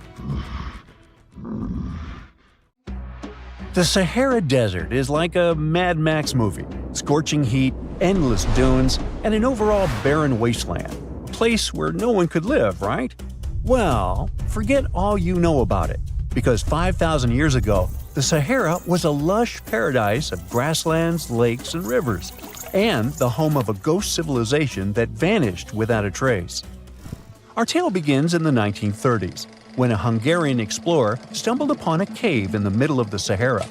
Inside, he found something bizarre: ancient rock paintings of people swimming in a lake, surrounded by giraffes, hippos, and crocodiles. At the time, everybody shrugged it off as some symbolic depiction of the afterlife, because really, who would imagine a lake in the Sahara? Well, fast forward some 70 years later, when a group of archaeologists made a discovery that flipped the script. In a rock shelter in Libya, they unearthed 15 mummies, along with baskets, ceramic pots, and other everyday items. This may look like prehistoric junk to most people, but to archaeologists, it was like uncovering a key piece of evidence. Those people weren't just passing through, they lived here. You see, those weren't just any mummies. They were some of the oldest naturally mummified humans ever found, dating back over 7,000 years. Take that, Egypt. 2 of them still had readable DNA, preserved thanks to a rare natural mummification process, almost a miracle considering the Sahara's climate's ability to turn everything into, well, beef jerky. Scientists struggled to understand where those mummies came from for a while, because the mitochondrial DNA they recovered was not helpful at all. But thanks to scientific progress, they eventually managed to do a full genome analysis that revealed some weird secrets. Those people belonged to a human lineage that was completely unknown, and they lived isolated from the rest of humanity for thousands of years. For decades, researchers assumed that the place where they lived, the Green Sahara, was like a prehistoric highway, a lush corridor that humans and animals used to migrate between sub-Saharan Africa and the Mediterranean. But the mummies demolished that theory, like a hippo sitting on a sandcastle. Their DNA showed zero genetic mixing with sub-Saharan and Eurasian migrants, keeping their genes pure for 7,000 years. Their closest genetic relatives weren't their neighbors living right below the famous desert, but some ancient hunter-gatherers from Morocco, and even some guys that lived in the Czech Republic, when it wasn't even a country yet, 50,000 years ago. We're not out of the woods yet, because those mummies also carried some teeny-tiny traces of Neanderthal DNA, just 10% of the amount found in modern Eurasians. Now, if you paid attention in school, then you know that Neanderthals lived in Europe and Asia, and early humans only mixed with them after migrating out of Africa. But those Green Sahara folks never left Africa. So how did they get Neanderthal genes? The leading theory is that their ancestors mingled with Neanderthals in North Africa 50,000 years ago before settling in the Sahara and cutting off contact with the outside world. Archaeologists also found cattle bones and tools made of stone and wood at that rock shelter, proving that those people led a thriving pastoral lifestyle. This discovery made scientists scratch their heads for a while because, you see, animal domestication was not developed in Africa. So how did they learn it if they never mingled with anyone? Did they have ancient YouTube tutorials? Probably not. The researchers believe they must have traded knowledge with neighboring groups, but just knowledge, no saliva. It's almost too hard to believe that no outsiders mixed with them. After all, who wouldn't want to live in a thriving civilization in the middle of a green paradise, drinking milk, eating meat, and even using animal blood as a protein source? Ooh, yummy. They didn't have to hunt for every meal, thanks to their livestock, and the abundant water made life pretty sweet. And yet, they never married outsiders. Why? Maybe it was a cultural choice to never date outside their own group. Or maybe the landscape itself kept them isolated. This is where scientists place their bets. They believe that the dense forests and rivers that existed in the Green Sahara acted like nature's no trespassing sign, creating a geographical barrier that isolates animals, plants, and whole societies. This isolation is the reason why their genes were so unique. These guys weren't swapping spit with anyone else. But this genetic time capsule almost didn't survive. For most of the last ice age, the Sahara was even harsher than today, a true dead zone where humans couldn't survive. 70,000 years ago, even the toughest people disappeared, retreating to the Nile Valley and the Mediterranean coast. Why? Because Earth was a climate bully. Massive glaciers stole all the moisture, weakening monsoons until rain clouds barely reached North Africa. Then came the knockout punches. Armadas of icebergs flooded the North Atlantic, triggering devastating droughts each time. This was the Sahara's ultimate keep-out era. Now, you're probably wondering how in the world the Sahara turned green after all this, and then went back to being a desert again. Well, it all started 15,000 years ago, I wasn't around then, when Earth was shaking off the last ice age. Our planet's axis was a bit wobbly, and because of that, the northern hemisphere got closer to the sun, getting extra sunlight and heat. This eternal summer turned North Africa into a giant moisture magnet, pulling water from the Atlantic and making it all rain down on the Sahara. The result of this ridiculous amount of rain was a lush savanna, complete with lakes the size of small countries. But the African humid period was not just a one-time miracle. The truth is, this eternal on and off switch between green and desert happened to the Sahara more than 230 times since the desert was born. During one of these events, the Sahara even expanded, getting bigger than it is today. So when the Green Sahara showed up, you can bet it brought the ultimate ecosystem glow-up. This wasn't just a light dusting of grass. We're talking full makeover. The transformation was so complete, it even reshaped animal populations. Cheetahs suddenly struggled with the new prey dynamics, while rodents like the multi-mammate mouse thrived in the suddenly abundant grasslands. But don't pack your prehistoric swim trunks just yet. This paradise had teeth. The Sahara was an ecological maze of crocodile-infested rivers, malaria-carrying mosquitoes, and big cats lurking in the tall grass. Crossing it would have been like playing a real-life game of Hungry Hungry Hippos. This is probably why more groups didn't settle permanently. The Sahara's climate cycled between wet and dry every 20,000 years, hardly a stable zip code. For most ancient people, it was smarter to treat the Green Sahara like an all-you-can-eat buffet, grab resources and leave before the desert returned. Still, this Green Sahara period lasted for 10,000 years, giving our mystery shepherds plenty of time to thrive. But around 5,000 years ago, Earth's axis shifted again, the rains moved away, and the Sahara dried up faster than a puddle in July. As the desert returned, the shepherds from the Green Sahara had no choice but to pack up their livestock and leave. Some researchers believe they migrated toward the Nile, laying the groundwork for ancient Egypt, so I guess their legacy lives on. Besides, their pure lineage may be extinct by now, but some faint genes of the mummies can still be found in the people that live in North Africa today. But the introvert mummies were not the only ones using the Green Sahara as an Airbnb. They actually had neighbors just around the corner, in a lakeside village in Niger to be exact. Those people thrived for 5,000 years and left behind the oldest Sahara Desert cemetery, including a man buried in a turtle shell, a grinning Halloween man with filed teeth, and a heartbreaking family embrace frozen in time, victims of the very waters that sustained them. Eventually, those people disappeared too, just like it happened to our antisocial friends. This proves that this desert outsmarts everyone, with a landscape that gives paradise with one hand and takes it away with the other. There's this interesting ancient site near St. Louis, Missouri, that a lot of people don't know about. It's called Cahokia, and it used to be a huge city with up to 20,000 people living there back in the 11th century. It's full of these massive earthen mounds that were built by hand, and the biggest one is still there today, at the Cahokia Mound State Historic Site. Even though we don't know everything about this civilization, researchers have been able to piece together some information from the remains they've found. For starters, they found some pretty old teeth at this site. After studying their appearance and structure, scientists suggest that a lot of different indigenous groups lived there.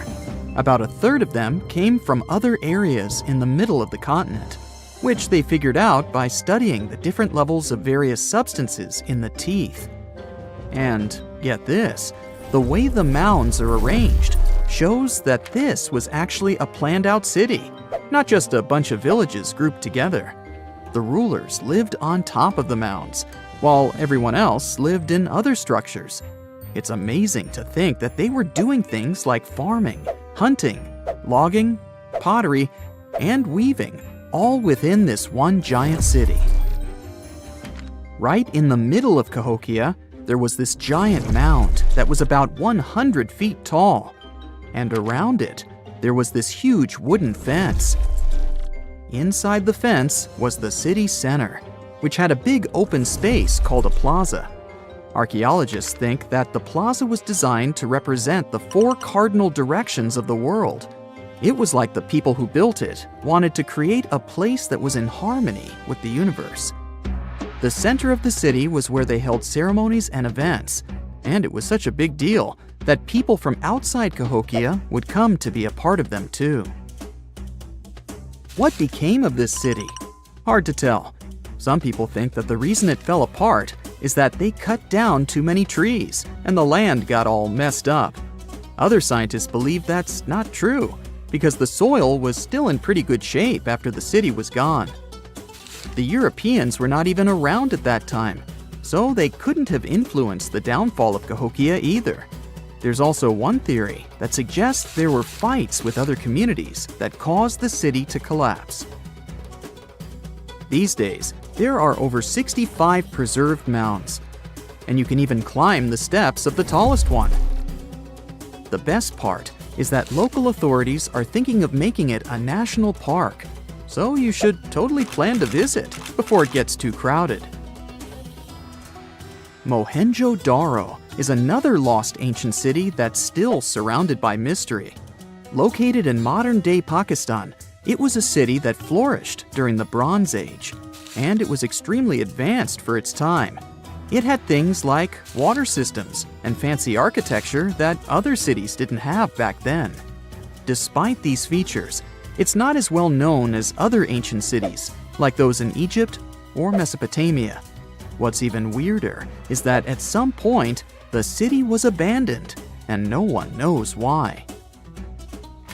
Archaeologists found the city in 1911, but it took a while for them to realize how important it was. Eventually, they uncovered a lot of really interesting things about the city, like its advanced sanitation system. Excavations uncovered over 700 wells, as well as private baths and a large communal bath. Remarkably, even private homes had toilets, and waste was efficiently disposed of through a citywide sewage system. They also had a lot of trade connections and made some really beautiful objects, like pottery, jewelry, and figurines that were sold all over the region. Despite its amazing culture and knowledge, scientists have yet to figure out why the city was abandoned. Some people think changes in the nearby river might have had something to do with it. The writings that the people of Mohenjo Daro left behind are still a complex code, even for the most skilled specialists, making it even harder to piece together their history. Have you heard of the lost city of Kolmanskop? It used to be a small settlement in the Namib Desert. Legend has it that it got its name from a man named Coleman who got stuck in the local dunes and was never seen again. But that's not the interesting part. In 1908, a railway worker found a shiny stone and showed it to the chief railway foreman, who turned out to be a hobby mineralogist. They discovered it was a diamond, and soon, Kolmanskop became the richest town in Africa and one of the richest places in the world. It had luxurious stone houses, a school, a hospital, and even an ice factory to produce ice for fridges. The hospital had the first X-ray machine in southern Africa, which was supposedly used to check if workers were illegally swallowing diamonds. Its popularity began to decline in the late 1920s when another diamond-rich location was discovered nearby. Most of the inhabitants soon began to flee the city in search of a better life, leaving the buildings abandoned. In 1938, all machinery was taken south and the town was left to the desert. The last inhabitant left Kolmanskop between 1956 and 1960. The hot climate and low humidity have preserved the structures over time, and tourists can now visit this desert ghost town. You've surely heard about this next ancient city, Machu Picchu. It's this incredible ancient location in Peru.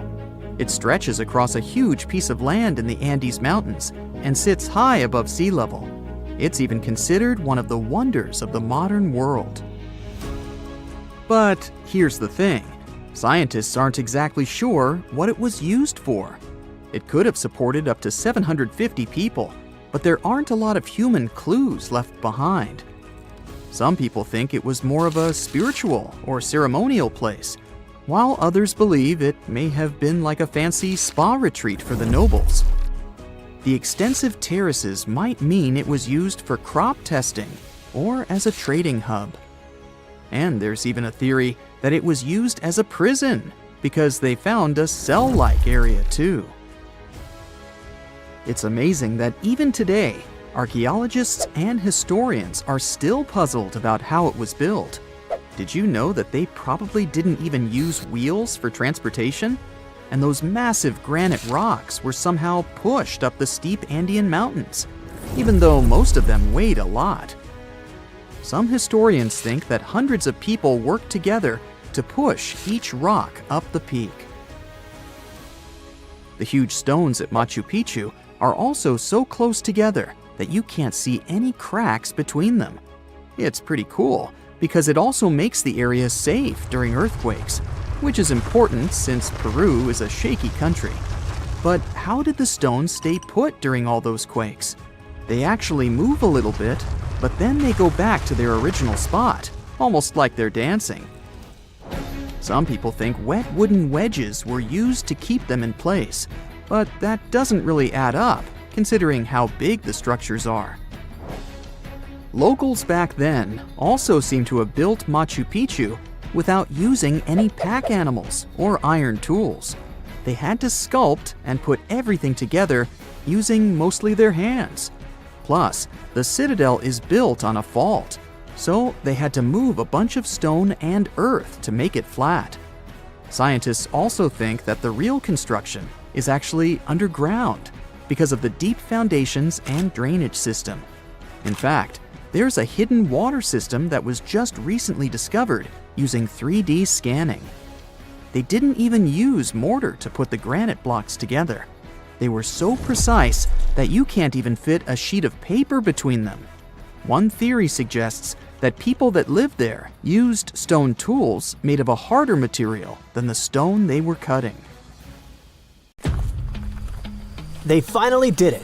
After 300 years of searching, archaeologists pinned down the location of the lost land of the white jaguar, the city of Maya hidden in the wild jungles of Mexico. It all kicked off back in the 1500s with the Lacandon Maya. These guys were some super tough survivors who just didn't quit. When their main capital, Lacomtun, fell to the Spanish in 1586, most people would have called it game over, but not the Lacandon. Nope, they packed up, headed deeper into the rainforest, and built their last stronghold, Sak Balan. It was a hidden fortress of stone temples, twisty jungle trails, and howler monkeys acting like noisy little guards. For over 100 years, the Lacandon managed to keep their traditions alive there, far from European control. Then, in 1695, history came crashing in. A Spanish friar named Diego de Ribas stumbled into Sak Balan. And yeah, that was basically the beginning of the end. Soon after, the Spanish took over. By 1721, the Maya had abandoned Sak Balan. The jungle didn't waste time. It swallowed the place whole, with roots tearing into walls and vines smothering plazas. The city didn't just disappear, it got eaten alive. For the next 300 years, Sak Balan turned into more of a myth than a memory. A name archaeologists and explorers would whisper, secretly hoping to find it one day. Plenty of expeditions tried to track it down, but the rainforest is sneaky. Every path looks identical, maps fall apart in the humidity, and even GPS can't cut through the thick green ceiling. It was like looking for a needle in a haystack, except the haystack was alive, covered in thorns, and yeah, crawling with jaguars that would happily make you lunch. So how did the scientists crack the mystery? One word: a letter from the 17th century. The letter by Diego de Ribas described all the routes, rivers, and trails leading to Sak Balan. It showed in every detail the journey of the soldiers who walked 4 days to the Lacandon River after leaving Sak Balan. Then they sailed for 2 days and arrived at the church El Encuentro de Cristo, left their canoes, and continued on foot to Lake Petanitza in Guatemala. This was already detailed enough, but the scientists needed to pinpoint the exact location with geographic information systems. They took into account vegetation layers and how much each person was carrying to map an approximate range where Sak Balan should be. They fed this information to GIS and calculated where the city should be. And bingo, it worked. Archaeologists traveled through the jungle and found stone temples rising like broken teeth from the earth.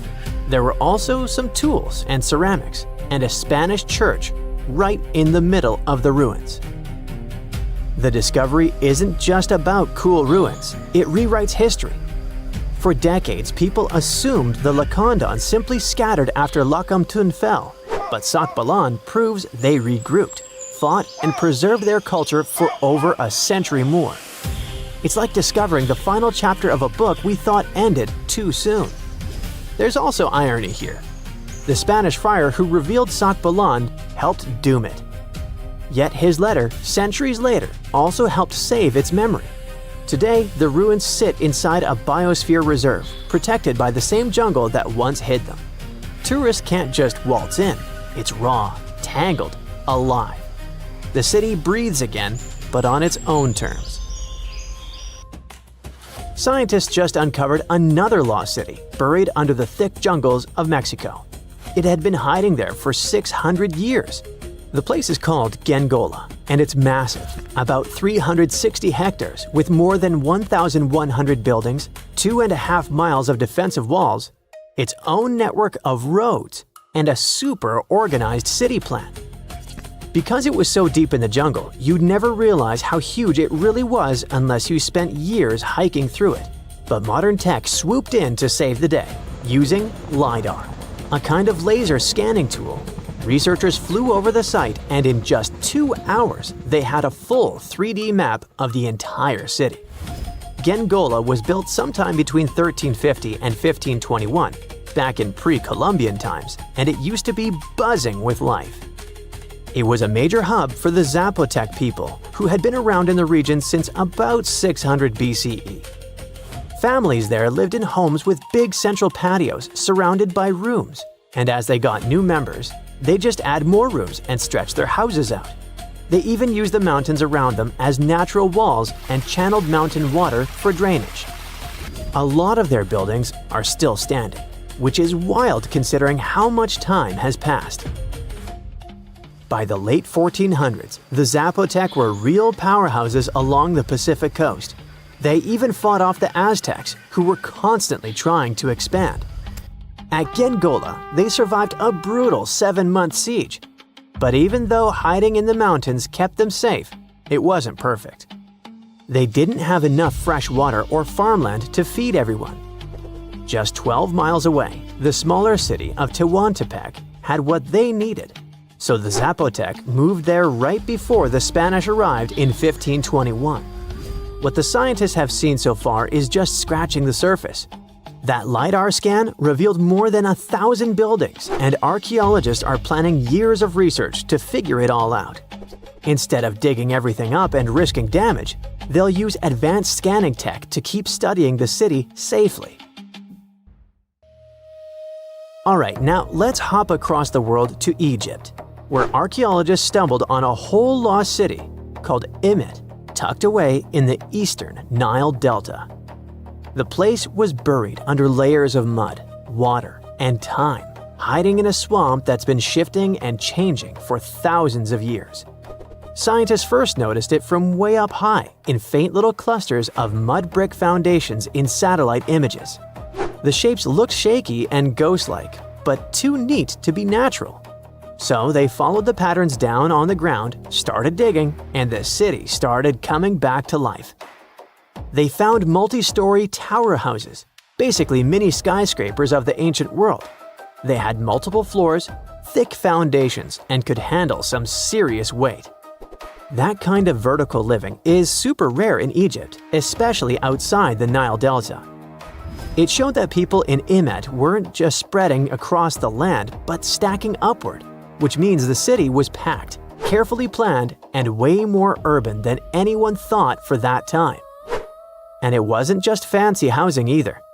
Archaeologists also uncovered a grain processing center with paved work areas, animal pens, and organized spaces for food production. Clearly, this was a city with a real economy running behind it.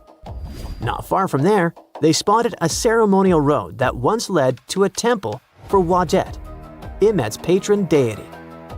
But later on, other buildings got plunked down over the road, which shows that Wadjet's worship faded over time.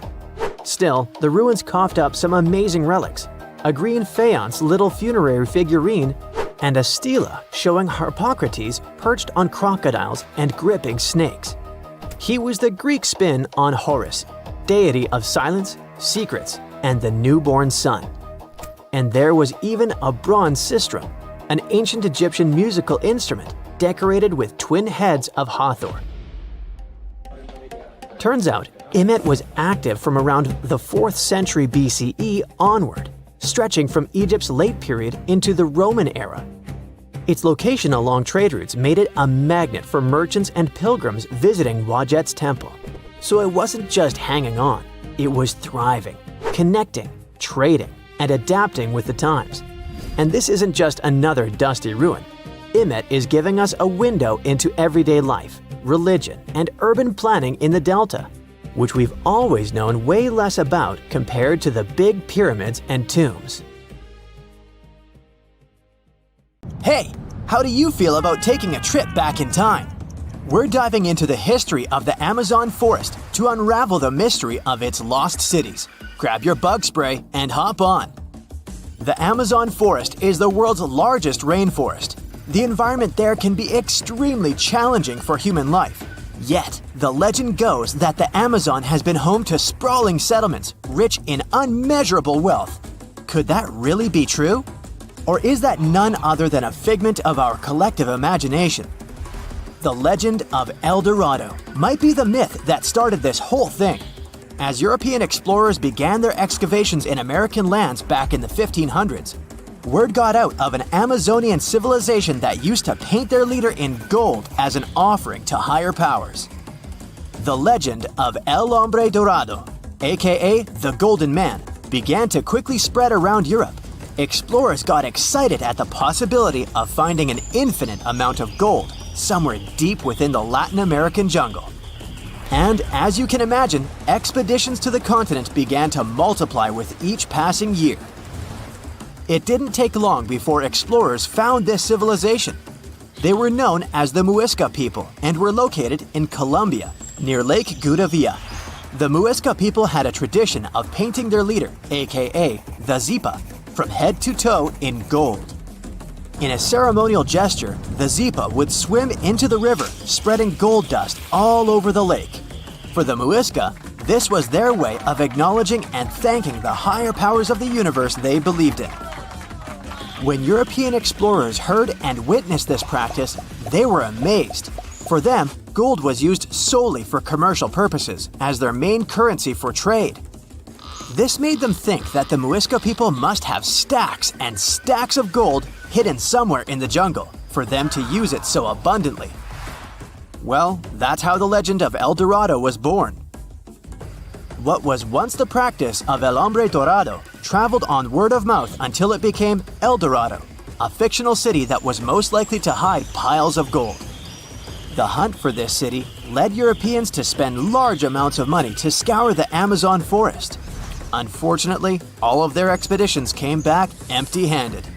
That is, if they ever came back at all. Now, jump to the beginning of the 1900s. In England, the Royal Geographic Society, a prestigious British institution, was looking for somebody willing to travel down to Latin America to trace the border between Brazil and Bolivia. More specifically, the part of the border that is nestled deep within the Amazon rainforest. One Sir Percy Fawcett was a Latin American aficionado, and he gladly volunteered to do the job. Oh, it's important to note that the Amazon forest is virtually the size of the continental USA. It sprawls across 8 countries, including Brazil, Peru, and Bolivia. And trust me, getting around is no easy feat.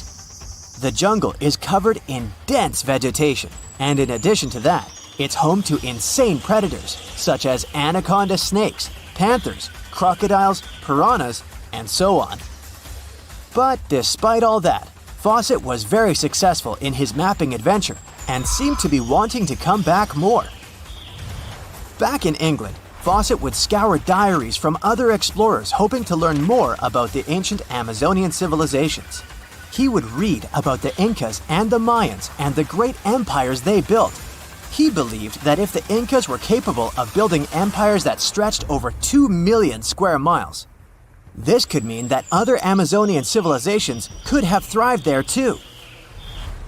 During his research, Fawcett came across a report from a 16th century explorer. The report told of a city deep within the Amazon forest that held unimaginable quantities of minerals. A town that stretched for 15 miles without any space from a house to house. This report fueled Fawcett's imagination to a new extreme. From then on, he became obsessed with finding what he called the lost city of Z. Over years, Fawcett searched the Amazon forest, usually looking for stone ruins that could possibly indicate human settlements. On his later expeditions, he focused on exploring the state of Mato Grosso in central Brazil. He would travel from Europe and into the lower region of the Xingu River. The trip to the Xingu would take him around 14 days on foot. Then, he would set sail in small wooden boats accompanied by local indigenous leaders that knew the region better than anyone. How he communicated with the indigenous population is still a mystery, since they only spoke in local dialects. Some scientists believe that this could have been the real reason why he never found the city.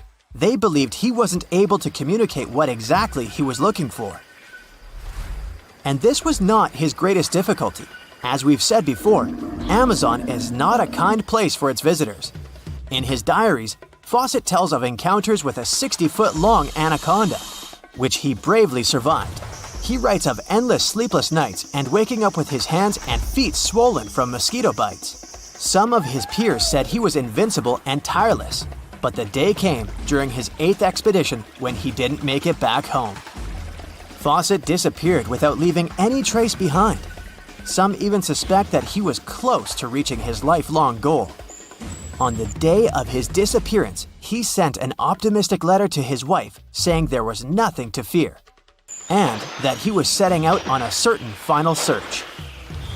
Fawcett's failed attempt to find ruins seemed to support what had become a consensus among experts at the time: that this rainforest was too inhospitable to support large, complex societies, let alone cities.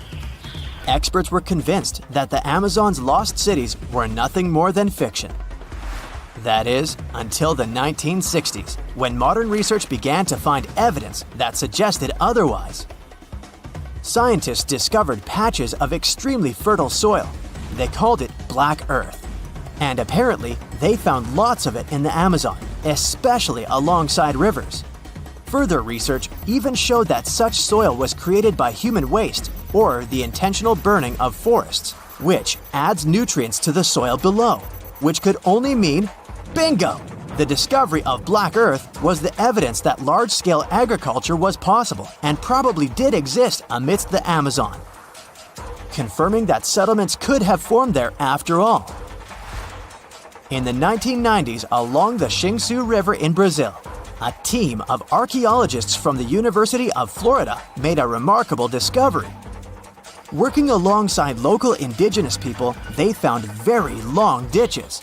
After mapping them, they realized that these ditches were a sign of a big settlement. They were remnants of carefully designed walls centered around a plaza. Some were roads that led to more settlements. In fact, just this part of the Amazon, about the size of New Jersey, was once a network of dozens of settlements that experts believe could have been home to at least 50,000 people between 1250 and 1650 CE. Other discoveries were possible thanks to LiDAR imaging, a type of technology that allows researchers to take satellite pictures of the forest's ground without having to step inside of it. A network of trenches in Acre, Brazil, dates back to 200 to 1200 CE. These suggest settlements that could have supported 60,000 people. Other images from near the Xingu River suggest cities that could have housed about 50 million people. These were the lost cities of the Amazon. Believe it or not, these images suggest that Fawcett was very close to a major discovery. He was looking for the ruins in the right place, but he was looking for the wrong thing. Unlike cities such as Cusco, which used stone as their primary material, Amazonian settlements used wood and earth to build their cities. These materials are highly deteriorating and probably decomposed over time. Finding them required a bit more technology than what Fawcett had available at his time. All the way back in 1972, a super-secret satellite was zipping around the globe. It was taking high-altitude photos of the flat grasslands in Kazakhstan. They were probably looking for military secrets. Instead, they caught a couple of frames of massive geometric shapes stamped into the dirt. They had accidentally photographed a 36-century-old ghost town. Because those photos were secret, it took decades for researchers to finally access the coordinates and send modern drones to map the area.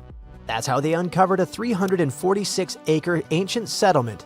But what raised eyebrows isn't how big it was. The cool part is the high-tech prehistoric factory run by nomads. The site is called Semiyarka, which means the city of 7 ravines. Scientists named it like that because it's located on a cliff overlooking a wide river valley. It dates back to roughly 1600 BCE. At that time, the Eurasian steppe was basically a 5,000-mile flat belt of grass. The people living there were the ultimate minimalist campers. In this part of the world, large-scale farming is hard. Not impossible, just incredibly hard. It's much easier to befriend cattle and move when they're running out of food. Basically, nomads relied completely on herds of sheep and horses to survive. But if you keep a massive herd in one spot, they will chew the grass down to the dirt eventually. That gave humans a simple choice: strap everything you own on an animal and follow fresh grass. Their food came straight from the animals as well. They lived on meat and fermented mare's milk, a sour, slightly alcoholic drink created by allowing horse milk to ferment in leather bags. But for some reason, builders in Semiyarka decided to stay. They settled on that cliff to build a heavy manufacturing plant right in the middle of the Bronze Age. It's when humans finally stopped hitting things with rocks and started melting metal. Bronze is not a single metal, it's a mix. The most useful kind was often copper mixed with tin, because that mix makes tools harder and helps them keep an edge. The timeline of technological progress around the world is almost random. While the residents of Semillarka were firing up their metal ovens, the Egyptian pyramids had already been standing for 1,000 years. So what did the Semillarka factory actually look like? We are way too early in the timeline for conveyor belts and brick chimneys. A Bronze Age metal shop was basically an outdoor dirt lot. It was noisy and covered in soot. It's fair to assume it smelled terrible. Charcoal smoke, burnt wood, melted metal. Probably not that different from a modern factory without AC. If we could take a walking tour, we would see scorched ground and broken clay everywhere. Workers kept all that loud work confined to the southeastern edge of town. They were highly organized.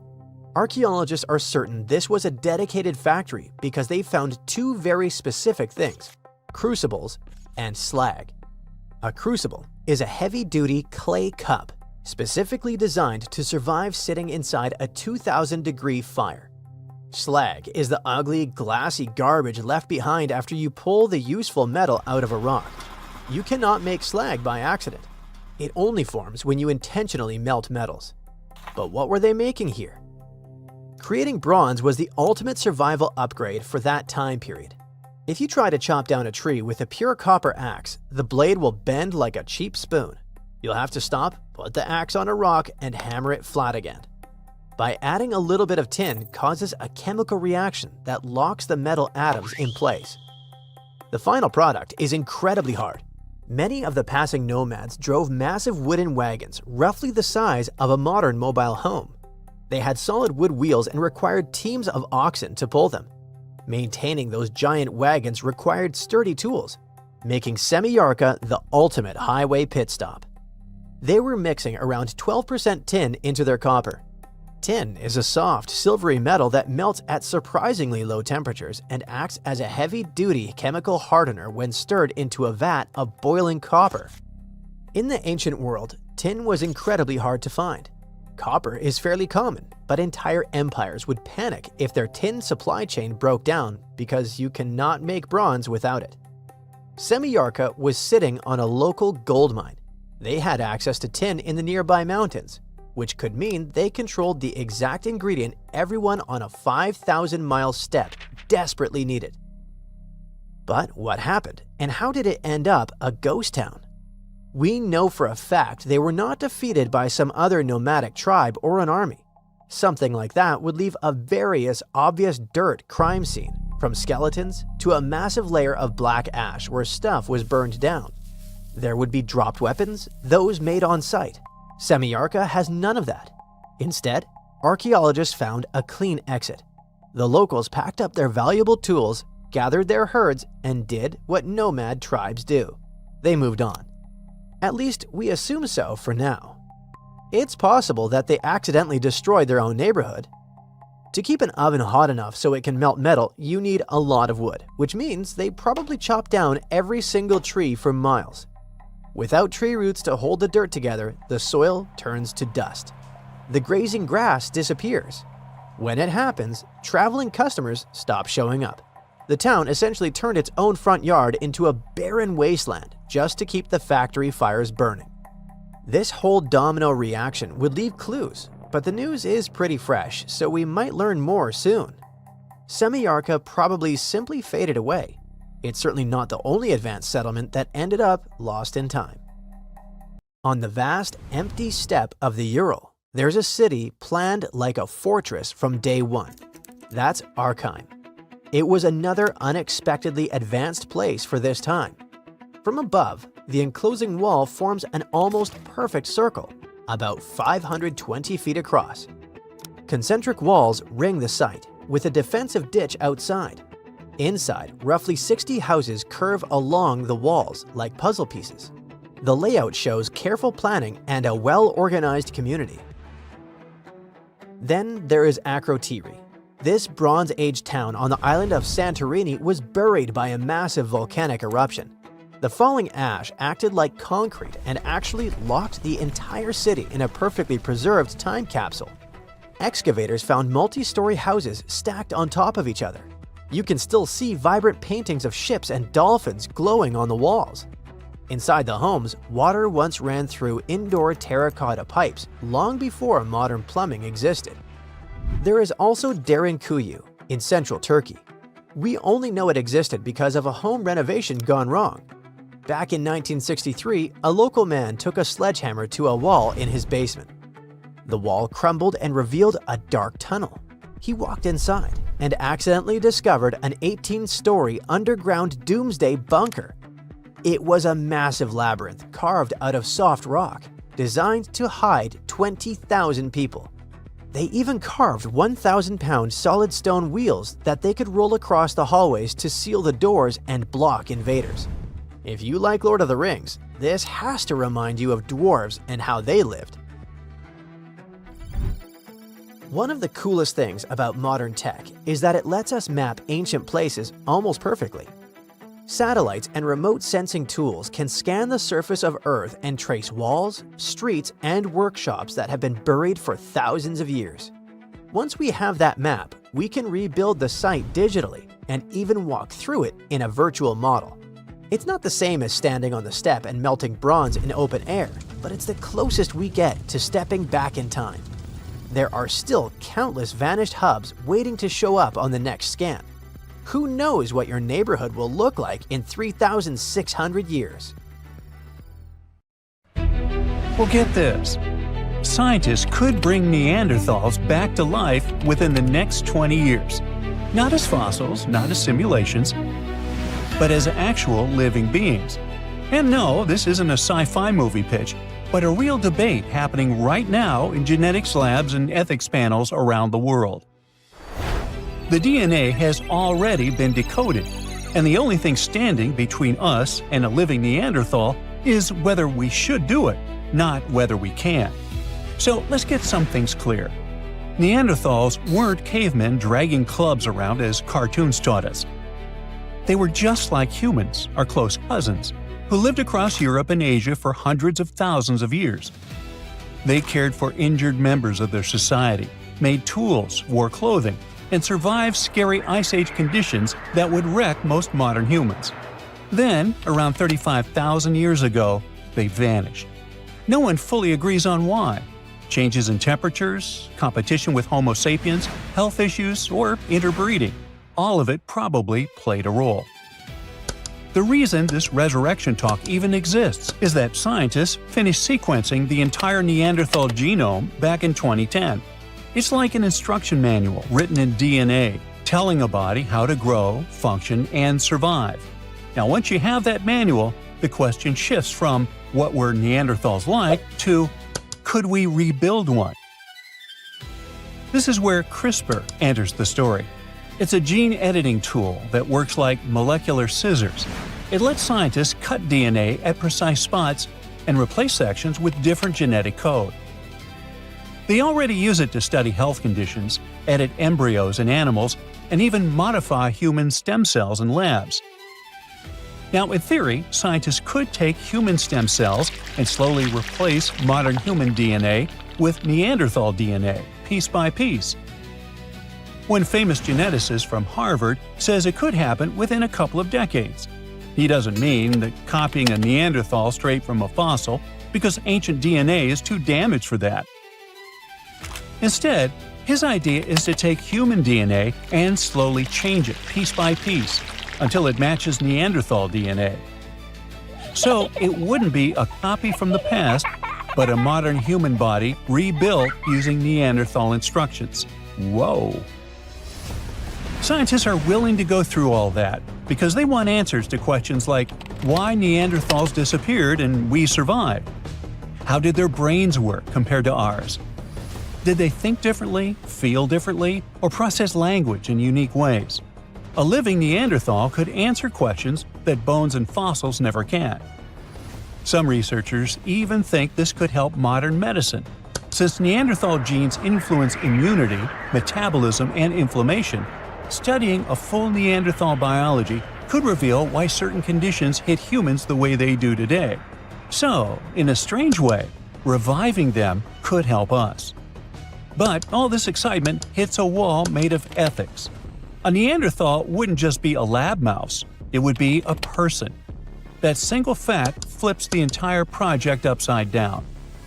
You can't treat a person like an experiment, even if science really wants answers. Being the only Neanderthal on Earth would be tough, to say the least.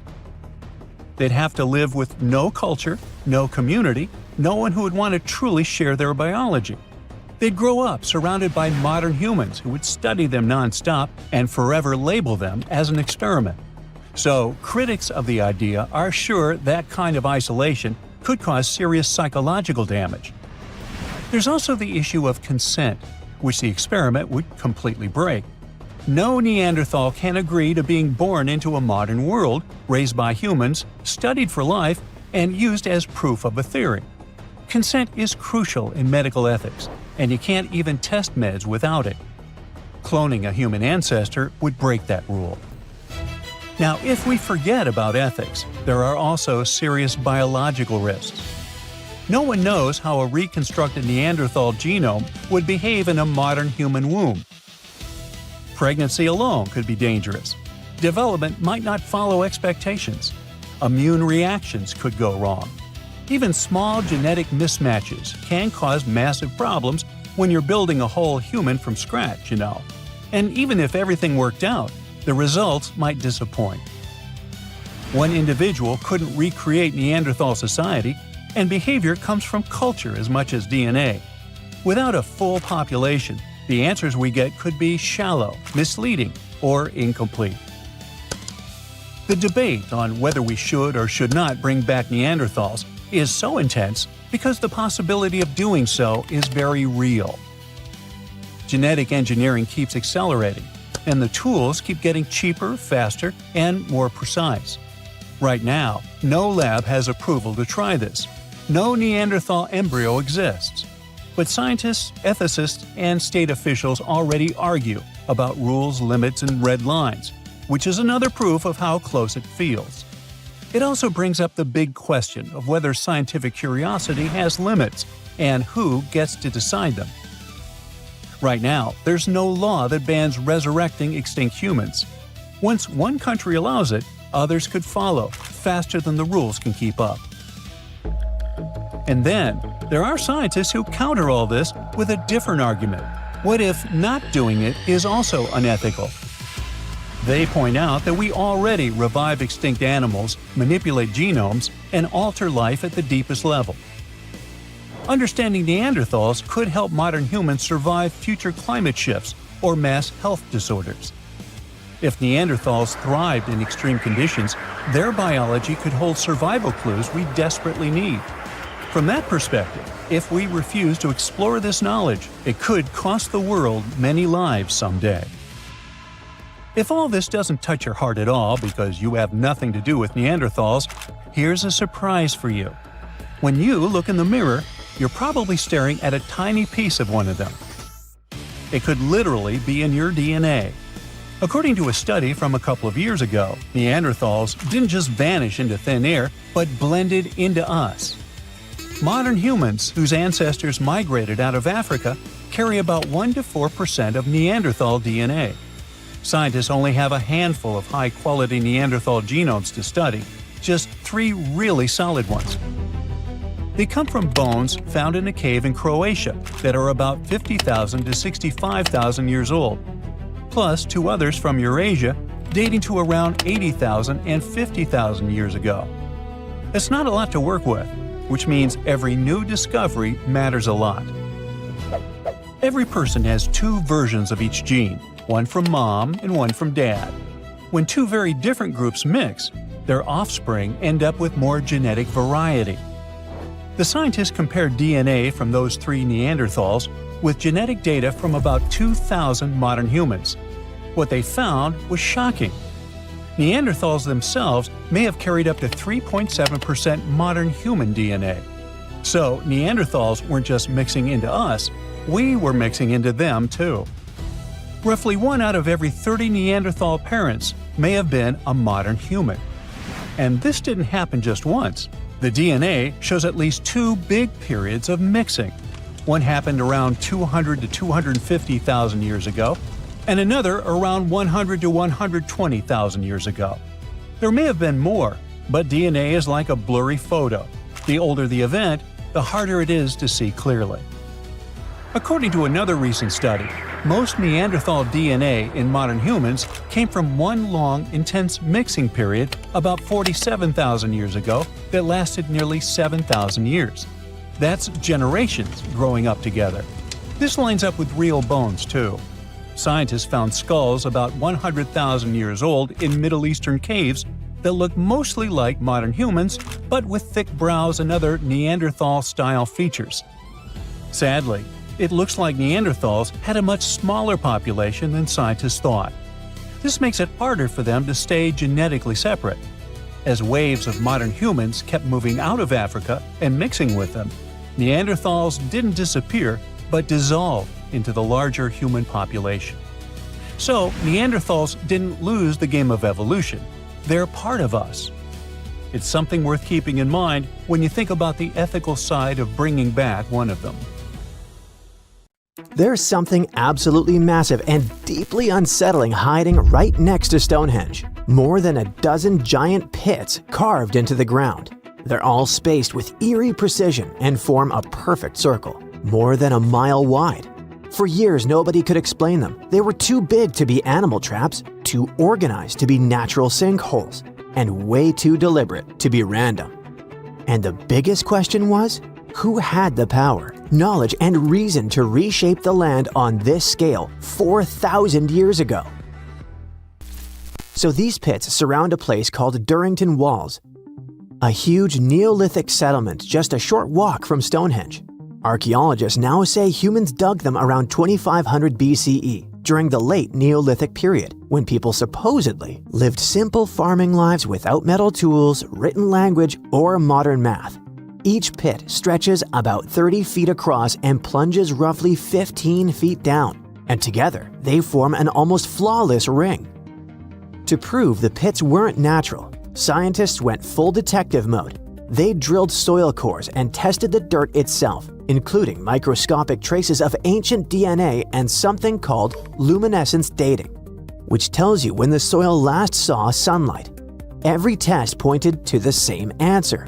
Humans made these pits on purpose. Here's where it gets wild. The pits weren't dug randomly as people moved along. They were laid out as a single unified project. That means Neolithic builders had to visualize a massive circle, measure distances across open land, and coordinate teams over a huge area without any GPS, drones, or even aerial maps. All they had were people, ropes, wooden tools, and shared knowledge. So why would they invest so much effort and do this? Archaeologists think the pits formed part of a ritual landscape, not a practical one. Durington Walls already looks like a place where people gathered for ceremonies, feasts, and seasonal events. The pit circle may have marked a sacred boundary. It could have separated ordinary land from a spiritually charged space. Some researchers think the pits symbolized a border between the world of the living and the underworld. The scale of the structure is pretty impressive. It may be one of the largest prehistoric monuments ever built in Britain, even bigger than Stonehenge itself when you look at the total area. And unlike Stonehenge's towering rocks, this monument stayed invisible for thousands of years, quietly hiding under the grass. Generations walked over it without knowing they were standing inside a gigantic ancient design. For a long time, we underestimated ancient people. We imagined them reacting to nature instead of shaping it. But discoveries like this keep proving that wrong. The builders of Durington Walls didn't just live in the landscape, but engineered it. They thought in terms of geometry, symbolism, and long-term meaning. And this isn't the only case. All over the world, thanks to new technology, scientists keep finding proof that ancient humans worked on massive scales with shocking precision. In the Amazon rainforest, researchers found traces of 2,500-year-old cities hiding beneath the jungle canopy. Scientists spent more than 20 years exploring the area on foot before technology finally cracked the case. The LiDAR technology, which is like X-ray vision that surveys a landscape using lasers to digitally peel away the jungle, scanned a massive area of over 100 square miles. It helped to spot more than 6,000 rectangular earthen platforms, which are likely used as homes or public buildings. They also found agricultural terraces, drainage systems, and carefully shaped farmland. This wasn't a random settlement. It was well planned. At least 15 distinct settlements appeared, all connected by wide, straight roads that cut cleanly through the landscape. These roads didn't follow rivers or slopes as you'd expect. They crossed each other at perfect right angles, forming a grid. The researchers believe people from the Quillamope and Upanu cultures lived there between about 500 BCE and 300 to 600 CE. They farmed corn and sweet potatoes, reshaped the land, and built a system that lasted for centuries. Discoveries like this prove something huge. Far more people lived in the Amazon than scientists ever thought. Tens of thousands, maybe even hundreds of thousands. And they didn't just survive there, they engineered the landscape. Just like at Durington Walls, the real story hid in plain sight until technology caught up. Then there's Peru, with one of archaeology's biggest headaches, the Nazca lines. These gigantic designs of animals, plants, and geometric shapes stretch across the earth like an ancient message, so huge that only birds or satellites can see them properly. For decades, people have tried to figure out why the Nazca people made them, how they did it, and what those massive patterns mean. And until recently, the mystery stayed stubbornly unsolved. Walking the desert or flying over it, archaeologists would spot lines and figures and wonder if anything was missing. But the ones already known were just the tip of the iceberg. Traditional fieldwork, with people on the ground slowly mapping things out by hand, took forever. And even then, dozens of smaller designs were just too faint for the unassisted eye. So, instead of scanning the desert on foot, researchers taught artificial intelligence how to see patterns in aerial and drone imagery. They fed terabytes of pictures into trained models, and AI began flagging shapes, curves, and ancient outlines that had been hiding for centuries. In just about 6 months, it identified 303 previously unknown geoglyphs in the Nazca Desert. It almost doubled the number of figures we knew before and showed entire classes of designs. Some of these new shapes are tiny, just a few feet across, but they sit next to giant ones like the hummingbird or monkey. Thanks to all the new finds, scientists can finally start testing theories they had about the purpose of the lines. It looks like the lines weren't just decorations. Many may have been walkways or routes used for ceremonial movement. In case you're worried, AI isn't replacing archaeologists. They still check every promising lead on the ground and interpret everything the machines find. Back in Britain, the pit circle also connects to an even older structure, an early Neolithic site called Robin Hood's Ball. Because it stood so far from the famous stones, it felt like a side character. But it turns out Robin Hood's Ball is from around 3600 BCE, which makes it about 500 years older than Stonehenge itself. It's what archaeologists call a causewayed enclosure, which sounds fancy but really means a big circular earthwork made of ditches and banks. Instead of one clean trench, the ditches are broken into short segments with little gaps in between. And instead of keeping people out, it probably brought them together. Archaeologists think these enclosures worked as gathering places, spots for meetings, feasts, rituals, and social bonding among the first farming communities. Then came the twist no one expected. While preparing land at Lark Hill, a hillside northeast of Stonehenge, for new military housing, archaeologists found signs of another causewayed enclosure. This discovery flipped the map upside down. The landscape wasn't growing outward from Stonehenge, it was already alive long before the stones ever went up. As researchers dug deeper, they found hundreds of flint tools, beautifully made leaf-shaped arrowheads, chunks of human skull, and pieces of antler, likely used as digging tools. Then came the pottery. Different styles showed up in different places, some from the enclosure ditches, others from nearby pits. That matters because pottery styles often act like cultural fingerprints. The mix suggests something big. Different groups of people were visiting the same place and brought their own traditions, tools, and objects with them.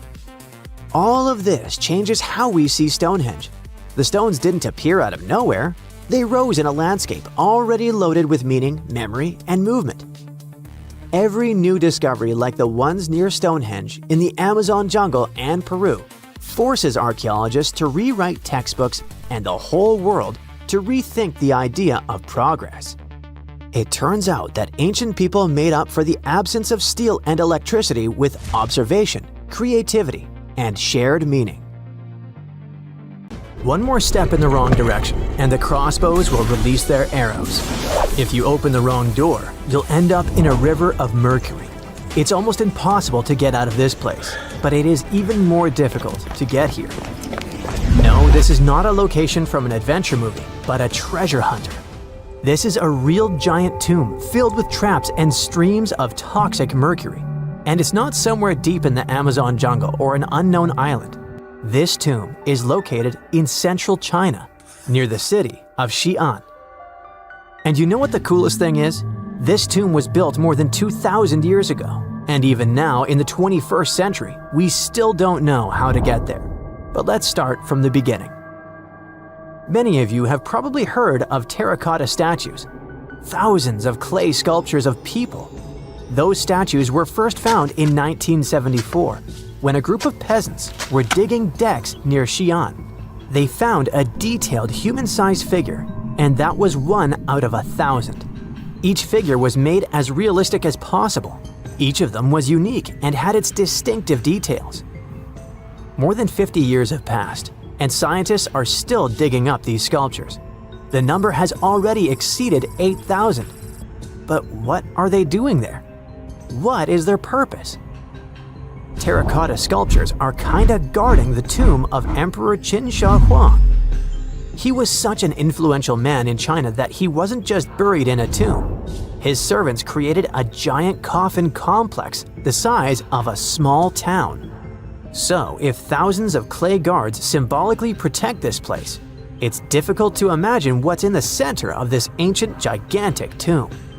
But first, let's find out who Qin Shi Huang was, and then move on to the dangerous traps. He was the first son of the ruler of the Kingdom of Qin. It was one of the 6 kingdoms that existed on the territory of modern China. In 2059 BCE, when Qin Shi Huang was born, those 6 kingdoms were independent and separated from one another. Moreover, there was a strong conflict between them that lasted for more than 200 years.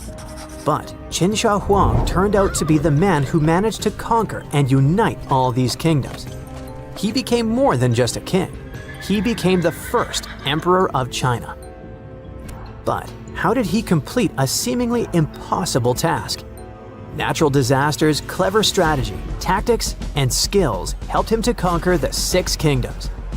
Scientists are still arguing about some of the details of how this happened.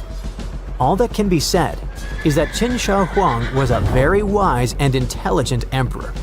So it's not surprising that his burial turned out to be so huge. He was buried in the largest and most luxurious funeral complex in the history of China. The area the size of a small city contains many underground caves filled with things an emperor could need in the afterlife. In ancient China, as well as in ancient Egypt, people believed that when an emperor went to the other world, he could take with him those things that were buried with him. Unfortunately, sometimes it could be people. But Qin Shi Huang acted wisely and correctly. He decided to bury clay statues. But the coolest thing is that the architects and builders of this complex made it impregnable. The whole area holds many secrets, historical artifacts, and priceless objects. There's a beautiful place with the emperor's body in the center of this tomb. Imagine how many treasures you can find there, and all of them were meant to remain untouched and unseen by other people. And we probably won't be able to get to them. at least in the near future. Ancient Chinese historian Sima Qian wrote something about the tomb about 100 years after the emperor's burial. He said that this place had dangerous traps inside the tomb that would destroy anyone who dared to enter the tomb. The engineers installed crossbows with loaded arrows and also poured a huge amount of mercury, simulating the movement of rivers. Of course, that was 2,000 years ago, and crossbows probably don't work anymore. But what about mercury? This toxic metal has no expiration date. It's shiny and moves quickly in liquid form. It looks beautiful, but don't touch it. Even a small drop of mercury can cause damage to your body. Inhalation of its vapors or ingestion causes damage to nerves, the liver, kidneys, and many other symptoms. And that's just one drop. Imagine how dangerous rivers of this substance can be. Who knows how much mercury was loaded there by the tomb builders? But even if you dodge all the traps and don't end up in the poisonous river, mercury would still be able to harm you. Its vapors can pass through the cracks in the walls. This means that the entire tomb is probably soaked in this substance. And by the way, this is not just a guess. Scientists have measured the mercury level at the excavation site and found that it's much higher than normal. But why mercury?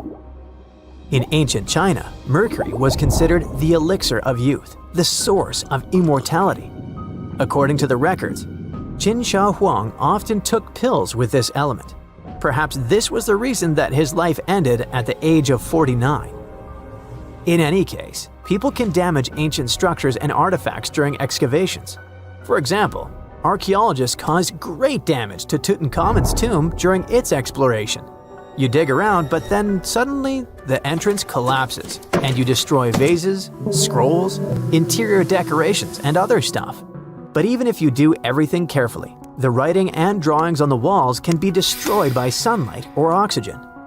Places where there has been no fresh air and ultraviolet radiation for thousands of years have their own chemical composition that can be damaged by contact with the outside world. In the 1970s, when archaeologists were excavating terracotta sculptures, the paint pigment fell off the statues because of contact with the sun and air. Fortunately, the archaeologists quickly adapted and created a technology that allowed them to get the statues out without damaging the paint. It was a long and careful process, but it was worth it, and here's why. According to ancient writings, the emperor created an underground kingdom with a beautiful palace in the center. He decorated the ceiling of this palace with expensive pearls. You know why? To simulate the stars in the night sky. And that's just the ceiling. It's difficult to imagine how the walls, floor, and tomb of the emperor are decorated. Besides, scientists expect to find many other statues that copy the emperor's servants. So, in simple terms, the tomb of Qin Shi Huang is a paradise for archaeologists and historians. But of course, it will take more than one generation before they extract all the treasures. Some experts predict that the excavation of the entire tomb could take centuries. But of course, new archaeological technologies can change everything. For example, non-invasive research methods mean you don't have to enter the tomb. You can see it through a special device. Another idea is the use of muons.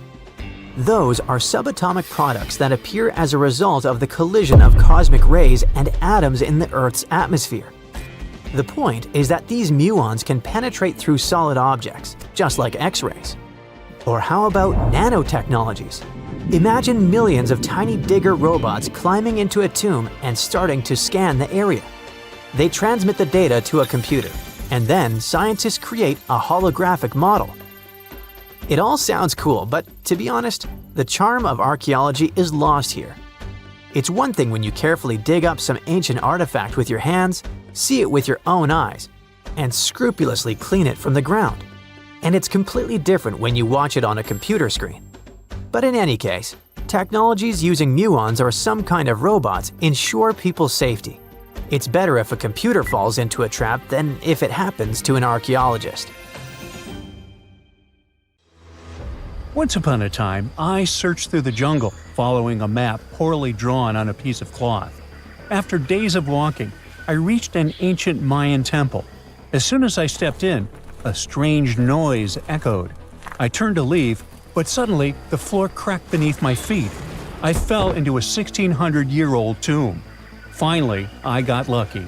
That day, I walked out with shiny jades, carved seashells, a creepy afterlife mask, and a curse that's been haunting me ever since. Well, okay, maybe it didn't happen exactly like that. Or maybe it didn't happen to me. Sadly, real-life archaeology is not like Indiana Jones movies. However, the findings can be as exciting and important, especially in Belize, where archaeologists just found the first identifiable ruler's tomb in the lost Mayan city of Caracol after 40 years of digging. A team of archaeologists finally unsealed a hidden chamber, buried deep beneath a structure they'd already studied. And inside that tomb, which is indeed around 1600 years old, was Tikal Shak, the first known king of Caracol. His name is commonly interpreted as Tree Branch Rain Deity, which is poetic and incredibly awesome. King Shak was believed to be a Mayan deity in control of rain, thunder, and lightning. According to folklore, he used axes to strike rain-bearing snakes in the sky to make the rain fall. The buried king is considered to be the dynasty founder. The royal dynasty he founded lasted more than 460 years. And judging by what was buried with him, we can assume that King Shak was greatly celebrated. His tomb had jade beads, carved bones, seashell jewelry, and ritual pottery vessels. One of those vessels shows Ekchua, the Maya deity of trade, receiving offerings. Others showed bound prisoners. Archaeologists could tell they had found some high royalty when they noticed a considerable presence of red cinnabar in the tomb, a rare and expensive material from the Mayan world. Then there's a jade mosaic mask, pieced together like a puzzle to cover the king's face in brilliant green. Jade wasn't used just because it was shiny. It was sacred and symbolically associated with life and demise. Polished jade glistens like it's been dipped in water, cool at first, but quickly warming in your hand. To the ancient Maya, this lifelike quality made jade a living, breathing substance. And for this reason, it possessed high religious and spiritual importance. The Maya associated it with the breath of life, with royalty, and with eternity. Covering someone's face in jade showed just how high-ranking that person was. King Shak's mask has yet to be examined properly, but another famous mask of King Pakal was made of over 346 green jade stone fragments. That's a lot of painstaking work. But maybe the most symbolically fascinating thing about this king was that he was old. Not just lived a good life old, toothless old. To us, that means he didn't clean his teeth properly, because no, you don't usually lose teeth just from getting old, as long as you maintain good oral hygiene and dental care. On the other hand, according to Maya legends, toothless elders were believed to have spiritual powers. Rulers and shamans mediated between realms, and aged or underworld deities were often shown as toothless in art. Now, speaking of realms, Mayan cosmology divided the universe into three layers. The upper world was where the deities lived. The middle world was where humans lived. It was carried on the back of a giant turtle or caiman, and surrounded by a primordial sea. Beneath it was the underworld, known as Xibalba, a dark and complex realm of spirits and ancestors. And certain people, especially rulers, shamans, and elders, were believed to move between these worlds. This king was a ruler, had a deity-like name, and was a toothless elder. Boy, his power level must have been off the charts. But that's not all. Here's the eerie part. The tomb was buried beneath another tomb, which was discovered all the way back in 1993. Archaeologists were investigating a different burial when they realized there was another chamber hidden beneath it, an interesting hiding place. Remarkably, it worked. For more than 1,600 years, no one found him. This makes Tikal Shak's tomb the first ever discovered at Caracol that can be definitely linked to a known ruler, thanks to hieroglyphs, burial context, and artifacts. Now, if you're not a geography or history buff, you've probably never heard of Caracol. Today, it's a remote ruin deep in the jungles of western Belize. But around 16 centuries ago, Caracol was one of the largest and most powerful cities in the entire Maya world. At its peak, it covered over 77 square miles, which, for reference, is larger than modern-day Belize City. Its population was around 100,000 people. That's more than most cities in Europe had at that time. And it wasn't just big, it was advanced. Karakol had pyramids, ball courts, palaces, reservoirs, and a very complex road system. Stuff like limestone superhighways stretching miles through the jungle. Past excavations also turned up arrowheads, drills, spindle whorls, figurines, and everyday tools. King Shak's tomb was one of the 3 major tombs found in the northeast Acropolis. That's near Kana, the central archaeological complex at Karakol, and one of the tallest human-made buildings in all of Belize, even today. It reaches an imposing 141 feet high and contains multiple levels of elite residences and temples. But even with that size, finding tombs isn't easy at all. Most have already been looted. We don't know what else can be hidden there, and in some places, it's too risky to dig up without causing damage. That's why it took researchers decades to finally find something untouched. However, they were able to report over 850 burials and 175 tombs at Karakol over their 4-decade-long project. One of the earliest tombs, dating to around 350 CE, was a cremation burial containing ritual artifacts such as obsidian blades, atlatl spear points, and ceramic styles associated with central Mexico. So, if you're an archaeologist, this city seems to be an old historical gold mine. And old historical gold mines often come with warnings. For one thing, it's keep out, the ceiling might fall on you. Besides, even though scientists are excited about this discovery, if the king can really walk between realms, he's probably annoyed by all this. So what happens now that the king's eternal rest has been disturbed? Well, by opening and stepping into the tomb of Tekhab Shak, archaeologists basically stepped into a sealed sacred place. Maya tombs weren't just holes in the ground with a fancy coffin. They were sealed like cosmic vaults, locked up with stone, soil, and sometimes elaborate closing rituals. The goal was to mark the end of their use and protect what was inside. Archaeology at Karakol and other Maya cities shows this in action: thick ceiling layers, termination offerings, and carefully placed debris, all saying, "This place is done, keep out." Today's archaeologists still treat them that way, working under Belizean laws and cultural protocols, making sure they explore with respect for what these spaces meant to the people who built them.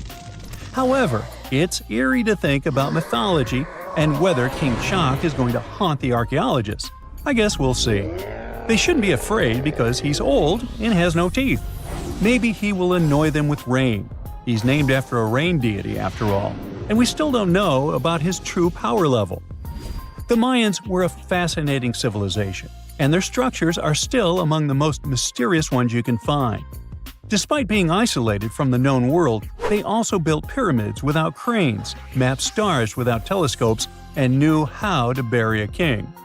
Karakol is full of secrets: a hidden tomb under another tomb, a toothless king with a scary-looking mask and a deity's name. Almost unbelievable. And amazingly, there is still stuff being found. So maybe it's not too late for me after all. But first, let's see the aftermath of this curse, huh? The story goes that 2 Mayan twin boys loved to play ball. Sure, they were really good at it, but they also made a lot of noise when playing. The lords of the underworld soon became bothered by the sound and summoned the 2 boys to the underworld, a place the Mayans called Xibalba. As soon as the boys reached their gloomy destination, the lords of the underworld began putting them through a series of tests. Soon enough, the inexperienced twin boys failed the tests and lost their lives. But this was not in vain. This sad event resulted in the appearance of a beautiful fruit tree. Soon enough, a young woman saw a beautiful fruit on this tree and reached up to pick it. Legend has it that soon after that, she gave birth to another set of twin boys named Hunahpu and Xibalba.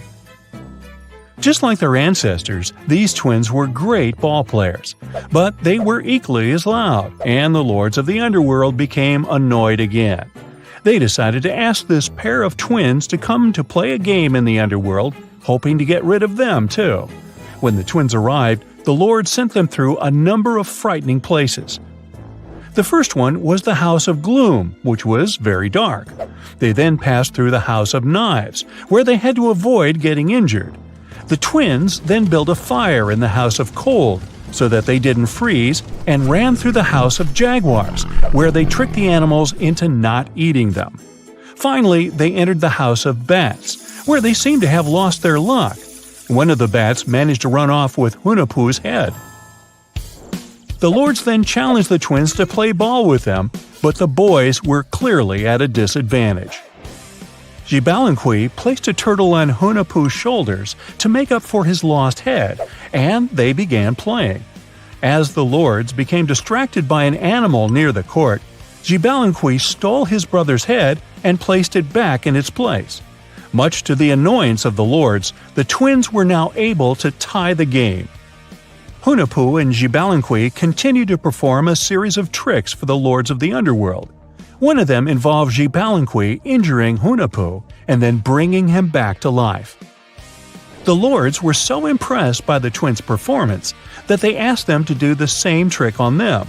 Of course, the twins agreed, but after performing their trick on some of the lords, they refused to revive them.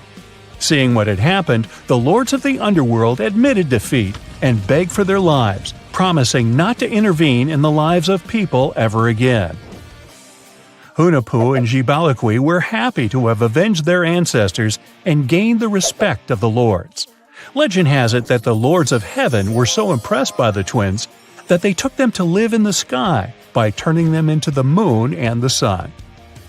The Maya civilization was one of the most dominant indigenous societies in history, and their folklore and traditions are still discovered and studied today. They used to live in a territory called Mesoamerica. It was made up of modern-day Mexico and parts of Central America like Guatemala, Belize, Honduras, Yucatan Peninsula, and El Salvador. They lived from 1800 to 900 BCE and up to 900 to 1500 CE. Apart from their impressive legends, the Maya were very skilled inventors. They're known for their calendars, writing systems, farming methods, and sports. Their writing, for example, was found preserved on buildings and stone monuments, as well as in rare books and pottery. It's a system made out of more than 800 hieroglyphics in various combinations. Each of those signs was said to represent a syllable. Their writing system was deciphered by accident by Tatiana Proskorakov, an American woman who initially studied to be an architect. Since she didn't find a job in her field, she eventually became a Mayanist in her own right, despite not being academically trained. She was the first to notice that the Mayan upended frog glyph meant birth, and that their toothache glyph meant the date when the king ascended to the throne. It made it easier for scientists to pinpoint birthdays, as well as the names of the rulers of a specific Mayan dynasty. They also invented the concept of zero, which is seen as one of the greatest innovations in mathematics, physics, and human history altogether. Sure, even back then, people understood the idea of having nothing, but the concept of zero as a number is a relatively new invention. A fun fact about Mayans is that they really liked hats. The bigger your hat was, the more important you looked. Not only was it a sort of fashion statement, but it also made them look taller, which was a big deal for their aesthetic. The Mayans also came up with one of the most intricate and complex calendars in human history. It was the first to use zero as a placeholder. Their calendar ended on December 21st, 2012, which led some people to believe that it translated to the end of the world. Obviously, that was not the case. It just so happened that the date coincided with the end of a Mayan cycle of years. But you know, as advanced in science and astronomy as they were, they did make some mistakes. One of them was their belief that the world was flat. Their theory was that the four corners of the world were watched by the Brother Lords, who kept the sky from falling over their lands. Hats off for their menus, though, as they were well-known chocolate eaters. They turned eating chocolate into a form of art.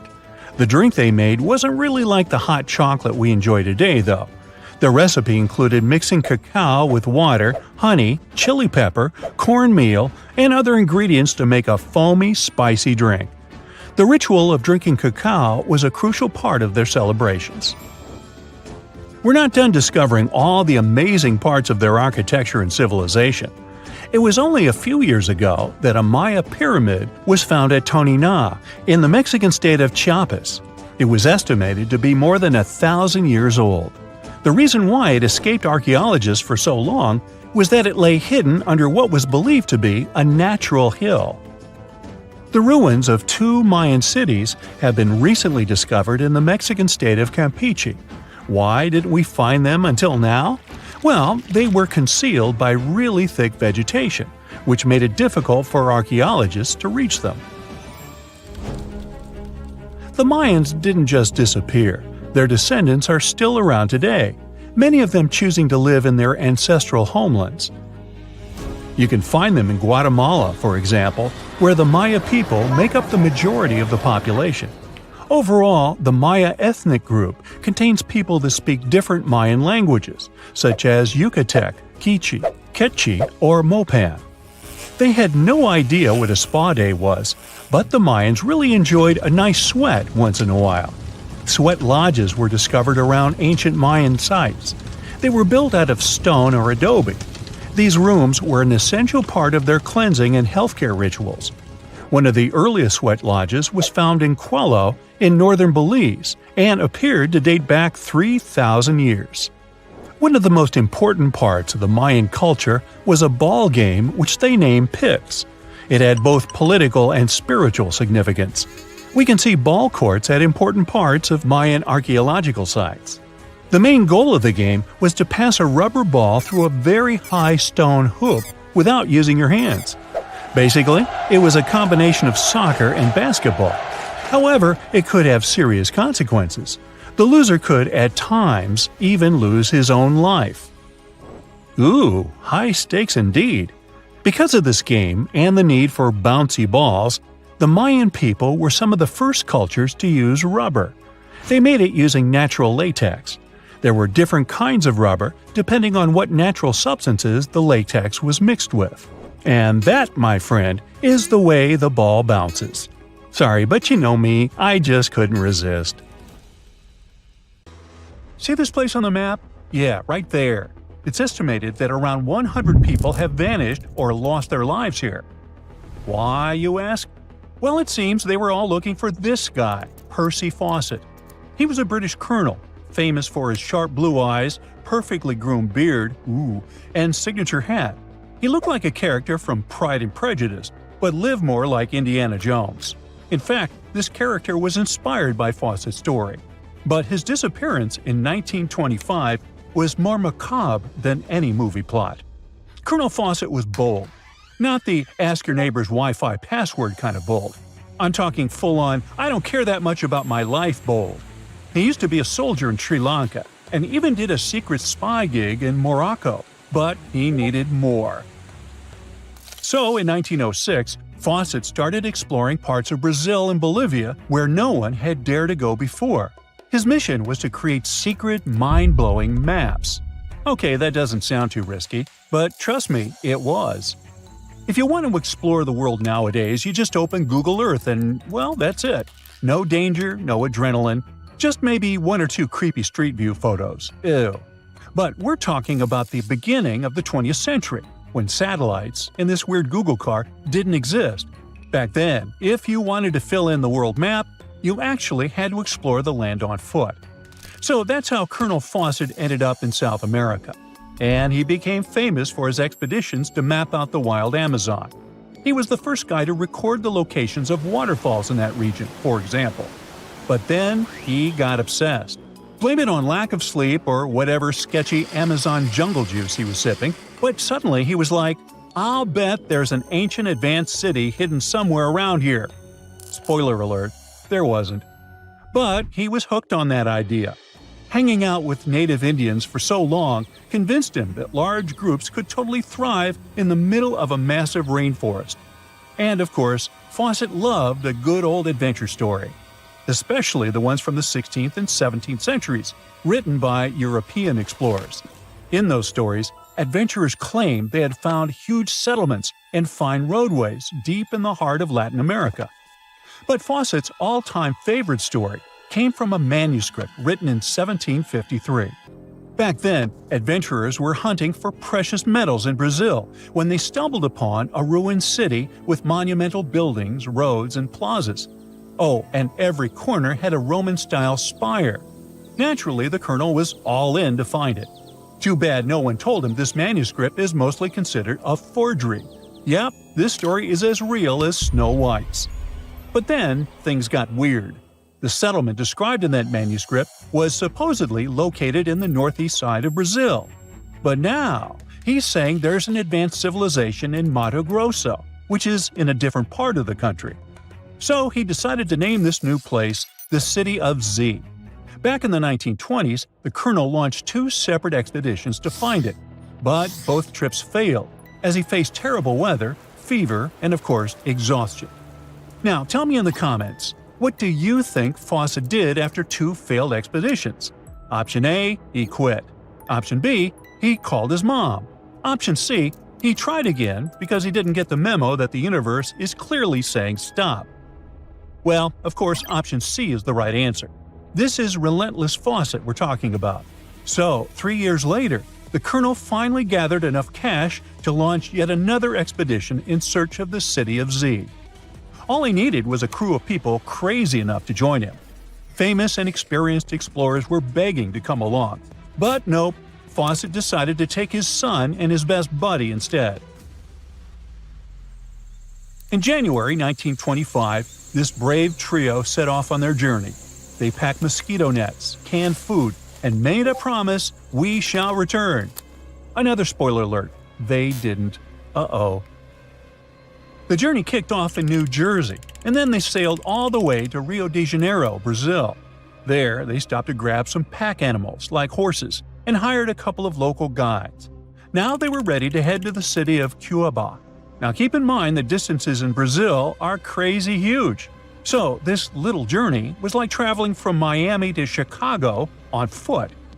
3 months later, they finally ventured into the jungle for the first time. And that's when the fun really began. The crew faced piranha-infested rivers, an endless maze of thick trees, and the worst part, bugs. The constant annoying zzz of a gazillion mosquitoes wouldn't let them sleep, and Fawcett's best friend's foot got huge from tick bites. But the colonel didn't have time to babysit his friend's princess foot. Oh no, he was too obsessed to take a break. In fact, at some point, he was so far ahead of his companions that he had to camp alone for a night. On May 29th, Fawcett finally came to his senses. There was no City of Z. But did he let that stop him? Not really. He unpacked their gear and sent the local guides back to Cuiabá.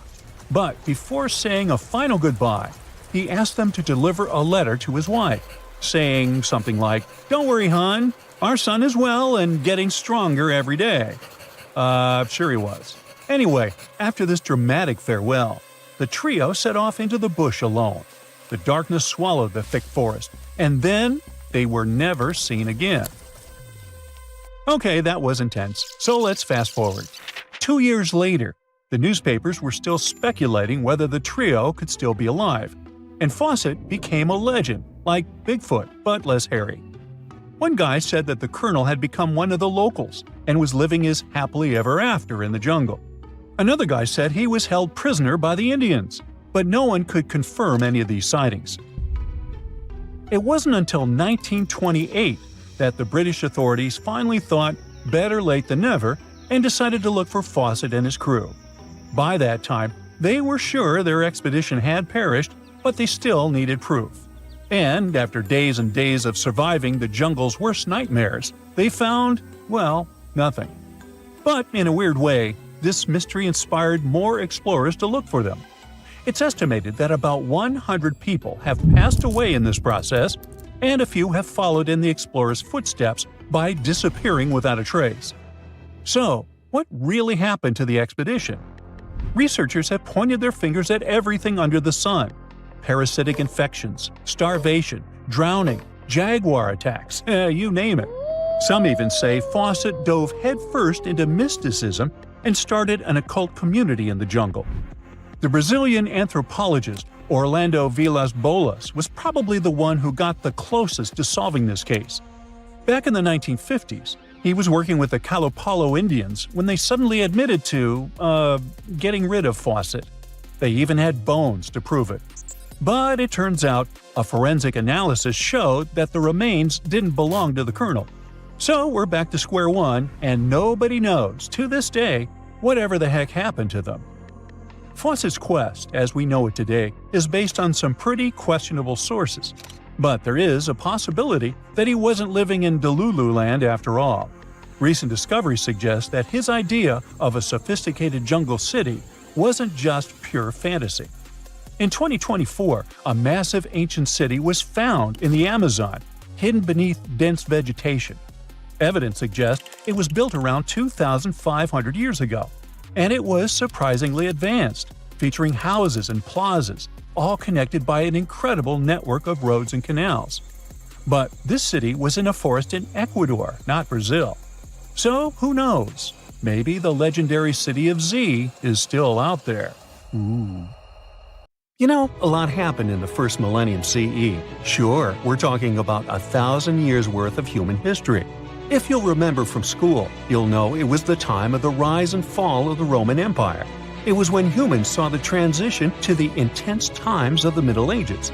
And some say it was the apex period of the Mayan civilization, all the way in Mesoamerica. But thanks to top-notch technological advancements, we can look at history a lot differently today. You see, archaeologists have found actual proof that the Mayan civilization may have started way before we think it did, and that since the beginning, their civilization was far from simple. To find out more about this, you'll have to tread deep into the Guatemalan rainforests. Are you down for the ride? Rainforests are dense and difficult to access. If you were an archaeologist, I'm betting you'd find them quite threatening as well. That's actually one of the reasons why we've been kept in the dark for so long when it comes to the truth about the Mayans. But take a look at this. You'd expect to see ruins like this in places like Portugal, England, or the United States. I'm talking about 130-foot wide roads, painted white to help travelers journey through the nighttime. For scale, these roads were about half the size of an American football field. Huge, huh? Scientists recently unearthed a 110-mile network of roads such as these, and they think this dates back to before the first registered Mayan ruins we've known so far. These roadways, which sometimes ran over swampy ground and were even elevated at times, are being called the world's first superhighways. Even if there is no registry of animal-powered vehicles, it's believed that the Maya used them to travel around a network of possibly 964 settlements. They were built like a huge spider web, and from what archaeologists have gathered, they worked as an implied system of economic and social interactions. This completely debunks the traditional idea that the Mayan pre-classic period, which dates back to 1000 to 350 BCE, was made of small tribal settlements. Imagine the manpower and engineering ability you need to muster to build something close to these white highways. Scientists believe that these causeways were built pretty much the same way as the Mayans built their pyramids. Oh, and if you're wondering about these gigantic pieces of architecture, don't worry, we'll talk about them in a bit. Now, so far, scientists believe that the roads were built with a mixture of mud and quarry stone. Oh, and using several layers of limestone, of course. Researchers were only able to find all of this out because of a new technology called LiDAR imaging. Do you know how we've used sonar technology to map out the ocean bed? Well, this is very similar to that. But instead of using sounds, we use laser systems. This mapping system allows researchers to see through and beyond the thick canopies of forests. It's like we have X-ray vision. This is definitely a game changer. But lost Mayan cities began to be unearthed in the mid-20th century, and since then, ruins from cities such as Tikal, Palenque, and Uxmal have been rediscovered. But let's take a few steps back for a moment to get some context. The Mayans were one of the biggest pre-Columbian civilizations living in the Americas. Until now, experts believe that, at its apex, the Mayan civilization consisted of over 40 cities, with a population of millions of people. That's a lot of folks. Their civilization spanned Mexico's Yucatan Peninsula, Guatemala, and Belize, and they survived mainly on agriculture. The thing is, the Yucatan Peninsula was an extremely difficult place to grow crops. So the Maya had to develop a complex irrigation system in most of their cities. They built a series of ceremonial buildings, pyramids, plazas, and even courts for playing ball. The Mayans might have been keen pyramid builders, but they also developed an advanced astronomical system. With whatever ancient technology they had, they were able to predict the exact location of planets, such as Venus and Mars, as well as the exact dates of eclipses. Now, let's take a look at some of their sites. This is Tikal. Located at the heart of the Guatemalan jungle, Tikal is believed to have been the capital of the ancient Mayan Empire. At its height, it was comparable in importance to such cities as London or New York in today's world. It is composed of a series of complex monuments. In total, the site has 12,000 buildings. The North Acropolis is Tikal's most ancient complex of monuments. Built solely by human hands around 350 BCE, it served as the resting place of kings and chiefs. Its monuments are up to 200 feet high. Back in the day, the step pyramid temples were painted a beautiful red. Mayans loved that color. Today, of course, you'll only see the limestone. We've said that the Mayans spread out through different countries, so it shouldn't come as a surprise that Chichen Itza is a 10-hour drive from Tikal today. There's no feud between the two, they were just different city centers, like New York and LA. It's got one of the best preserved pyramids on Earth to date. Located in Mexico's Yucatan state, this Mayan city is well over 1,500 years old. At its peak, it was home to 35,000 people. The site covers 4 square miles of land. The highlight is El Castillo, a tremendous step-like temple standing 80 feet above ground. Its most peculiar feature is that it has 91 steps up each of its 4 sides, including the upper platform, which makes for 365 steps, the same number of days as the solar year. Makes you go, Behold, the lost city of Palenque. Another important Maya city is believed to have hosted over 6,000 people at its peak. Archaeologists have made some unusual discoveries on this site. The most eccentric of them all makes us think of Indiana Jones and the Tomb Raider. One of the buildings in Palenque is believed to be the final resting place of the Red Queen of Palenque. She was believed to be the grandmother of the last Mayan king. In her honor, a huge monument was built to keep her body after her passing. The discovery of the tomb itself was already thrilling. Archaeologists found an ancient monument when digging at the site back in 1994. The first they saw was a room with a hidden door. Once they opened the door, they discovered an 8-foot-long corridor. At the end of this corridor was the queen's chamber, and inside was the mummy of the queen herself. They found her to be accompanied by her pearls, jade shells, and expensive rocks. But as the team explored the remains, they saw something strange. The room was filled with a red-colored powder. Researchers knew that the color red was important to the Mayan people, but they didn't understand why the queen was buried with this unknown substance. They took a sample back with them for further analysis and discovered that the red powder was cinnabar, a very dangerous mineral. This powder, when inhaled, can cause severe health damage to a person. The team concluded that this could only be a trap for anyone trying to steal her riches. Talk about curses, huh? One thing that has always troubled researchers is the lack of evidence on the decline of this almighty empire. What could have been the cause of their demise? Was it a drought? Some disease? New research in 2017 did shed some light on this issue.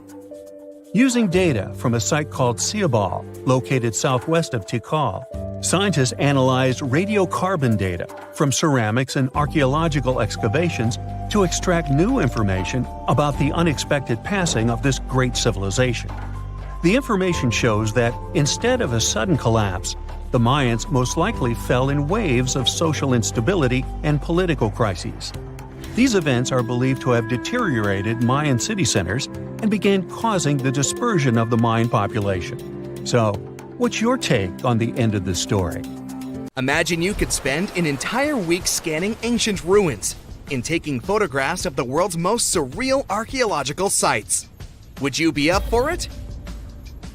So, let's do some digging. The first stop on your busy itinerary is Southeast Asia. It's home to some pretty cool ruins. You start in Bagan, located in the hinterlands of Myanmar. There are many ways to visit the site, and you're glad you've booked 2 different experiences. The first one is a hot air balloon trip at sunrise. Right before dawn, you board the balloon, and as soon as the sun starts to appear on the horizon, you begin your flight over the marvelous area. As the sun rises, it glistens on more than 2,000 conic-shaped golden structures. The hot air balloon ride is quick, but it gives you unparalleled views of all the 40 miles over which the site sprawls. Back on land, you rent a bicycle and roam the village of ruins. Some of them are open and allow you to peep inside. These magnificent ruins were built between the 11th and 13th century CE and were mainly places of worship. There were originally over 10,000 buildings, but they were gradually deteriorating over time due to earthquakes. Thankfully, the site became a UNESCO World Heritage Site back in 2015 and has since been preserved. Up next, you catch a flight to Cambodia. You take some time to visit Angkor, the world-famous archaeological site nestled deep within the jungle. Good thing you've brought bug spray with you. The city of Angkor was once the capital of the Khmer Empire from the 9th to 15th century. FYI, the word Angkor means capital city in the Khmer language.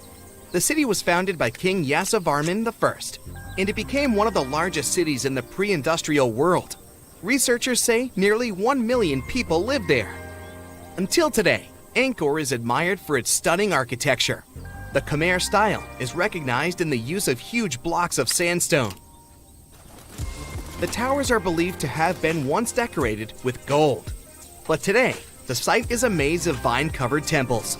The city was abandoned in 1431 and wasn't rediscovered until the 1840s.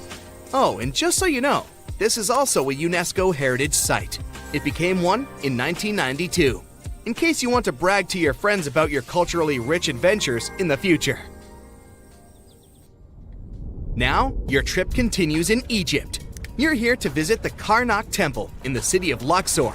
You opt for the most unusual way to get to Luxor. That is, a boat ride down the Nile River. Leaving Cairo, you head south until you reach the famous ancient city. Luxor was once the capital of Egypt and a true hub of power and wealth. That is why the Karnak complex is such a great archaeological site. You choose to visit it at night, and still at the entrance, you are struck by the site's beauty. In the evening, artificial lights cast a golden glow on the temple statues and stone columns. The temple is huge and was built mainly around the 18th and 19th centuries BCE. Each Egyptian pharaoh from that period left their own architectural mark on the site.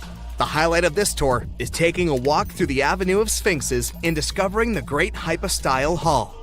This hall is filled with towering pylons and solid sandstone columns, a true wonder. From Egypt, you head down to Jordan.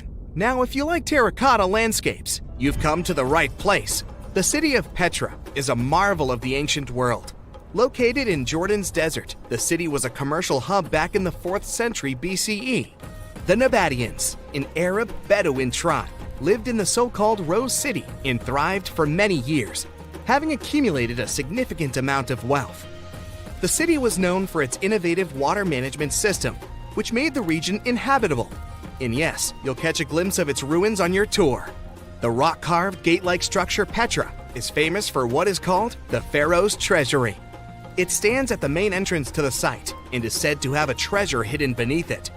Don't forget to stand right beneath it and take one of those classic pictures for social media. Once Petra has been ticked off the list, you fly to southern Europe. More specifically, to the tip of the Italian boot. You have a day trip scheduled to visit the ruins of Pompeii. Pompeii can be reached by car from the city of Naples. It's home to the eerie yet well-preserved ruins of a city that was once engulfed by lava. When Mount Vesuvius erupted in 79 CE, it left the city of Pompeii completely buried under millions of tons of volcanic ash. The ancient city was first discovered by beneath the volcanic rock in the 16th century, but it was first cleared from debris in the 1870s. Today, you'll be able to walk down the streets of these ancient Roman ruins and imagine what the town looked like in its heyday. Pompeii was a vibrant and rich municipality. The site's ruins revealed that many areas of Pompeii had boasted impressive bakeries, markets, and even houses with balconies, which were a sign of great wealth at the time. And believe it or not, even some artworks survived the eruption. Archaeologists found well-preserved frescoes and murals with mythological creatures. All this indicates that members of the high society lived there. The city even had thermal baths and showers made from luxurious materials. While you're still in Europe, you'll hop over to visit the iconic Stonehenge. It's a perfect day trip if you stay in the city of London, just a short train journey away. Stonehenge dots the Salisbury Plain in Wiltshire, England, and is one of the world's most recognized ancient ruins. More than 5,000 years old, these curious stone rings are some of the oldest stone structures on the planet. Created out of sandstone, they are shrouded in misery. Who built them and why is still largely unknown. Popular theories claim that Stonehenge was used as a great solar calendar, built to help people keep track of days, weeks, and months. Talk about hard work to create a mere calendar, huh? In the final leg of your trip, we'll take you to explore the Southern Americas. In Guatemala, in Central America, you'll find ancient Mayan ruins. The lost city of Tikal is a city made of 3,000 buildings, the remains of the capital of the Mayan Empire. You can compare its importance to such cities as London or New York today. The North Acropolis is Tikal's most ancient complex of monuments. Built solely by human hands in 350 BCE, it served as the resting place of kings and chiefs. Back in the day, the step pyramid temples were painted a beautiful red. Mayans loved that color. Today, of course, you'll only see the limestone. You might wonder what made such a great city turn into ruins. Well, archaeologists have no clue about the cause of Tikal's decline. Until today, this question remains unanswered. Was it a drought? Disease? Maybe we'll never know. Are you in the mood for some Mayan ruins? Chichen Itza is an archaeological site with the best preserved pyramids on Earth. Located in Mexico's Yucatan state, this Mayan city is well over 1,500 years old. At its peak, it was home to 35,000 people. The site covers 1.9 square miles and has many ruins spread throughout it. A highlight is El Castilla, a tremendous step temple, rising 80 feet above the ground. Its most peculiar feature is that it has 91 steps on each of its 4 sides, including the upper platform, which makes for 365 steps, the same as the number of days in the solar year. Phew, what an intense trip! Time to head home now and soak it all in. See you next time! For over 3,000 years, no one knew this place even existed. And then, out of nowhere, archaeologists digging near Alexandria uncovered something absolutely shocking: a forgotten Egyptian city. This place is buried under Greek ruins, hiding secrets that could rewrite the history of pharaohs and their armies. And one of the artifacts, which looks like a simple wine jug, changed everything. We thought that we already placed all the important parts on the map of ancient Egypt: pyramids, Thebes, Luxor, Alexandria. But nope, the map just got an update. The new city was a big deal, and it's about 3,400 years old. It's just been discovered at the site called Com el Nugus. This place is located west of Alexandria and tucked between the Mediterranean and a saltwater lake called Lake Mariut. This discovery raised a few eyebrows. Scientists thought that this place used to be empty and that it was only settled by the Greeks in about 332 BCE. But it turns out that people lived in Kom El Nugus way before that. When archaeologists were digging through Greek ruins, they started noticing something unexpected: mud brick walls. Yep, you know, the pyramid type. That's the kind Egyptians built during the New Kingdom. These mud bricks were made from mud, clay, sand, and straw. These ingredients were mixed with water and dried in the sun, not baked. Egyptians used them for thousands of years to build houses, temples, palaces, and yes, the pyramids. Of course, other civilizations did use mud brick too, but Egyptian mud brick is kinda quirky. They used straw that grew in their regions, layout styles, and mortar. That's what helped the experts realize that Egyptians used to hang out in Kom El Nugus.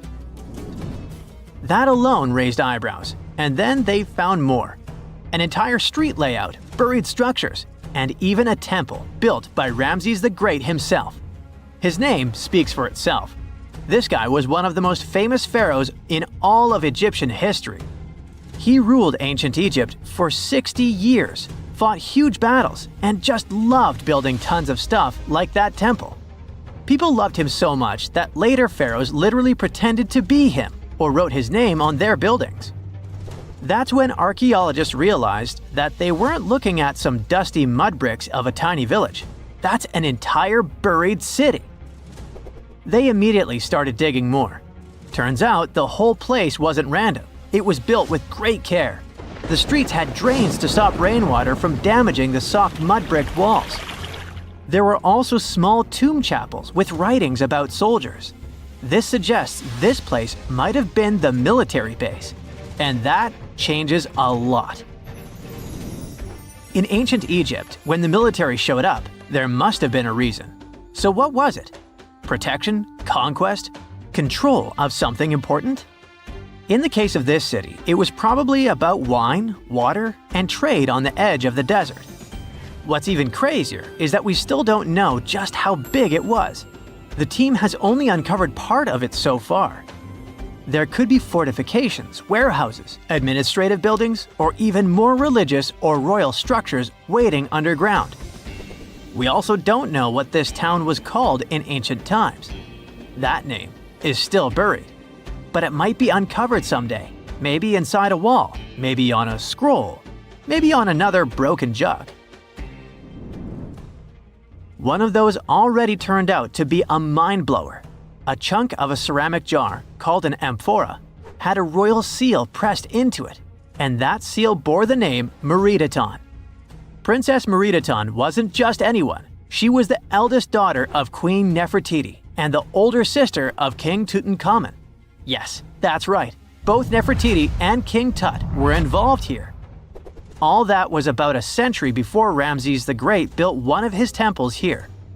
Looks like the city was founded back in the days of another pharaoh, the pharaoh Akhenaten, husband of Queen Nefertiti, father of Princess Meredaton, and future king Tutankhamun.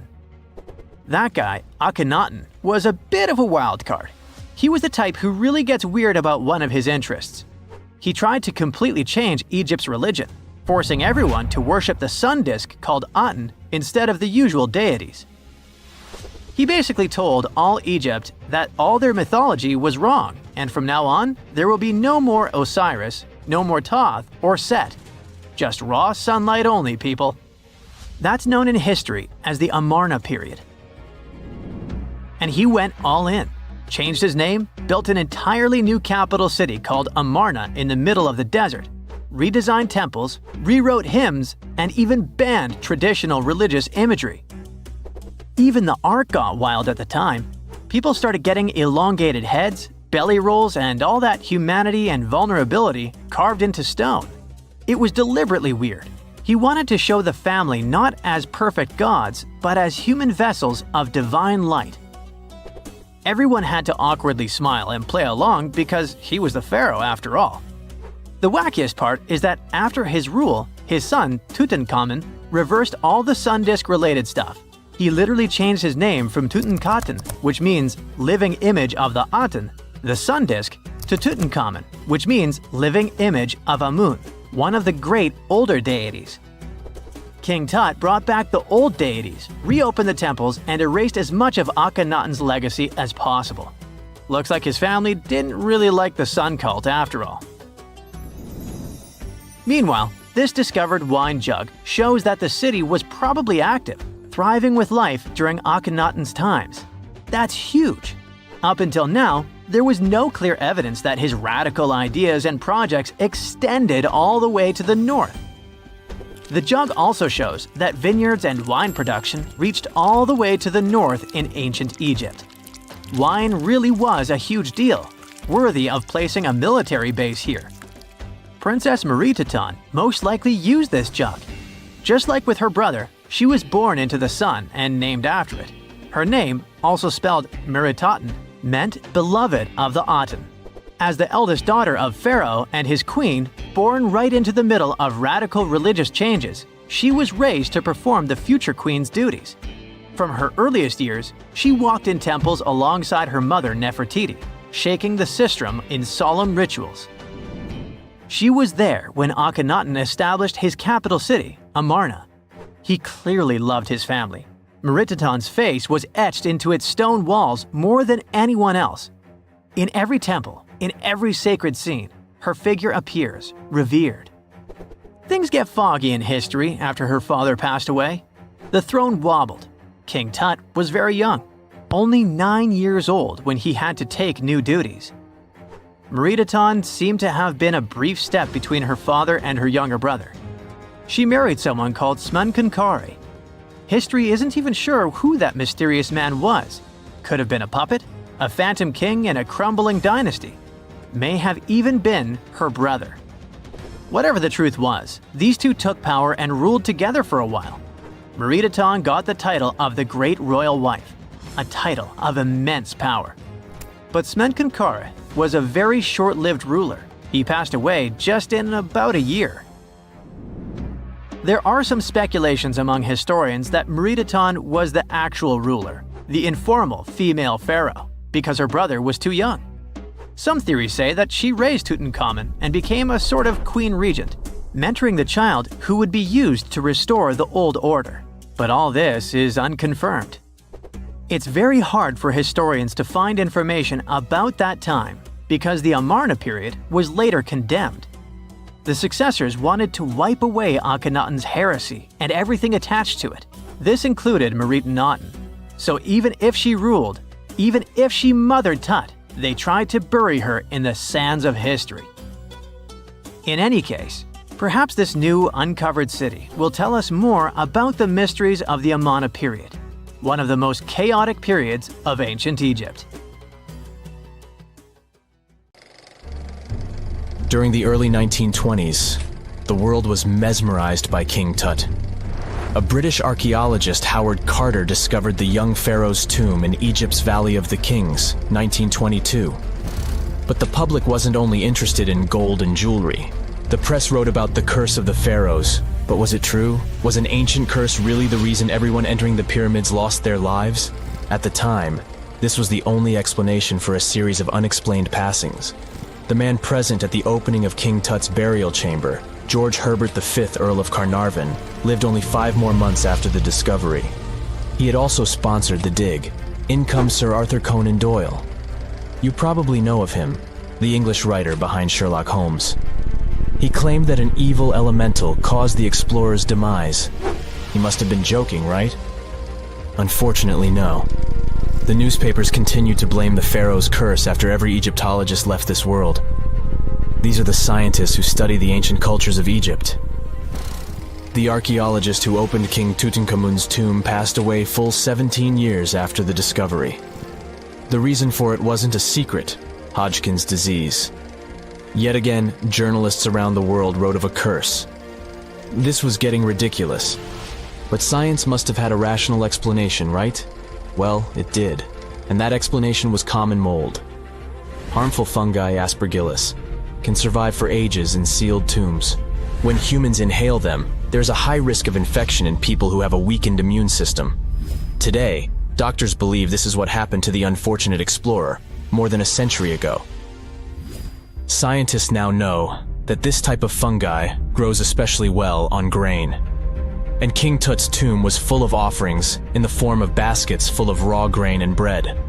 Researchers discovered other varieties of fungi on ancient Egyptian mummies. These molds can easily cause some nasty consequences for humans. The danger of rotting organic material is real. Just look inside your fridge. Any food leftovers you have there start to go off after just 3 to 4 days. You can imagine what happens to food in a sealed chamber after thousands of years. Food is just one kind of organic material. There is also wood. If you expose it to water or even moisture in the air, it starts to deteriorate. You don't have to travel to Egypt to see the effects of this process. Any abandoned building in your neighborhood can serve as an example. When a piece of wood gets wet and has no way of drying out, there is going to be damage. From fungi to wood-boring insects, the list is long. Rotten wood presents a huge structural issue. Beams and floor panels are all made of timber, so you better not go inside a failing building. You can easily lose your footing. But this is just the tip of the iceberg. The building materials since the time of the pharaohs have changed, but so have the dangers. One of the best examples is asbestos. Until the 1970s, most home insulation materials contained this substance. It was in everything, from boilers to soundproofing. This microfiber provided excellent heat insulation. But then, the United States banned asbestos in 1989. The UK did the same a decade later. The reason for it is that asbestos becomes a health hazard when it gets damaged. When humans inhale asbestos fibers, they can get seriously sick. Abandoned strictures are full of this material, and there is no one to maintain them. You see the danger now. Another material is also common in old buildings: lead. Ancient Romans used lead piping to channel spring water into their homes. They also cooked in lead vessels, which was probably not the wisest of choices. You see, lead and water don't go well together because of something called corrosion. But this problem isn't ancient. US officials banned lead piping only in 1986. That means that 7% of American households still have lead service lines. And this is not the only source of poisoning. Until the mid-1960s, builders used lead paint to coat woodwork. In abandoned buildings, this lead coating snapped a long time ago. Anyone who touches doors and windows will disturb this lead dust and inhale it. The dust particles are at least visible to an unaided eye. This is not the case for carbon monoxide. This gas has no color, so you can't see it. It has no odor, so you can't smell it. No way to detect a carbon monoxide leak at all. And how does this dangerous gas usually escape? Poor maintenance. Well, abandoned buildings have zero maintenance. 1 second, you could be exploring an old factory, and the next you could feel dizzy with and have a terrible headache. These are just some of the symptoms of CO poisoning, the less severe ones. But what is the source? All it takes is for an old boiler to finally give way after years of neglect. We've reached an important question. What is the main factor in air quality inside a room? If you are thinking the level of oxygen, try again. It turns out that oxygen levels drop by only 0.3% in 8 hours inside an airtight room. This is a room in which doors and windows are sealed with tape, so the decrease is even smaller in normal conditions. Oxygen isn't the main problem. The levels of carbon dioxide rise sharply inside a sealed room. This is the direct result of human breathing. We inhale oxygen and exhale CO2. Think of it as a waste gas. Normally it's only a tiny portion of the air we breathe, 0.04%. But in a sealed room, high levels of carbon dioxide will make you feel drowsy. And that's the last thing you need when inside a dilapidated building. Carbon dioxide will decrease your ability to think clearly. Researchers from Harvard did an interesting study in 2016. They had office workers come in 6 days in a row to complete a problem-solving test. During the week, they gradually raised the carbon dioxide levels in the mock-up office. The results of the same test kept getting worse over time. There are many factors at play, but CO2 levels definitely had an impact on the workers' problem-solving ability. The test took place inside a typical office environment, not inside a crumbling building where visitors must watch their every step. When I say visitors, I really mean trespassers, and trespassing is a criminal offense in the United States. This goes both for private and public property. If you defy the law, you can be fined up to $5,000 or even face lockup time. That should make you think twice before jumping over a fence with a no trespassing sign. But again, you might not be the only one inside. You can never know who else is in the building. Perhaps a person up to no good? It doesn't have to be a person at all. Animals can pose a threat as well. You would be startled if you saw a rat, for example. But the poor animal would be scared as well. It might bite you. The list of diseases rats carry is pretty long. But rodents' teeth can cause other forms of damage. They grow constantly, so the animal has to constantly nibble on something to stop them from overgrowing. If you ever felt peckish at 1 a.m., you know the feeling. Electric cables are high on the rodents' menu. Abandoned buildings have plenty of those. Old wiring is dangerous on its own. Structures erected before 1984 often used wires made out of aluminum. Today, copper is the standard because an aluminum wire is 55 times more likely to catch on fire than a copper one. Flipping a switch in a rundown building can cost you your life. Be on alert for telltale signs that something is wrong. Lights that flicker, sparks from sockets, and the smell of smoke. And yeah, don't count on an earth cable to protect you from electrocution. Ground cables became standard only in the 1960s. Egyptian archaeologists made an extraordinary discovery near Cairo just recently. Drumroll, please. The most ancient and most complete mummy yet discovered in the country. Yes, they were keeping it under wraps. The 4,300-year-old mummy was found in a group of tombs close to the step pyramid of Djoser, dating back to the Egyptian Old Kingdom. It was covered in layers of gold. The team also found several other tombs, including one belonging to an ancient Egyptian official and another belonging to a secret keeper who had the power to perform special ceremonies. Another interesting tomb was that of a writer, which featured the largest statues ever found in the area. This vast burial site is also home to more than a dozen pyramids and resting grounds. Probably one of the most famous mummies in the world is that of Hatshepsut. She ruled Egypt like a boss for around 20 years, building all sorts of impressive buildings and creating new trade routes. But when archaeologist Howard Carter found her tomb in the Valley of the Kings, her sarcophagus was empty. However, Carter did find 2 coffins in another tomb, one of which belonged to Hatshepsut's wet nurse and the other to an unknown woman. In 2006, a team of specialists decided to investigate whether that mysterious lady was the queen herself.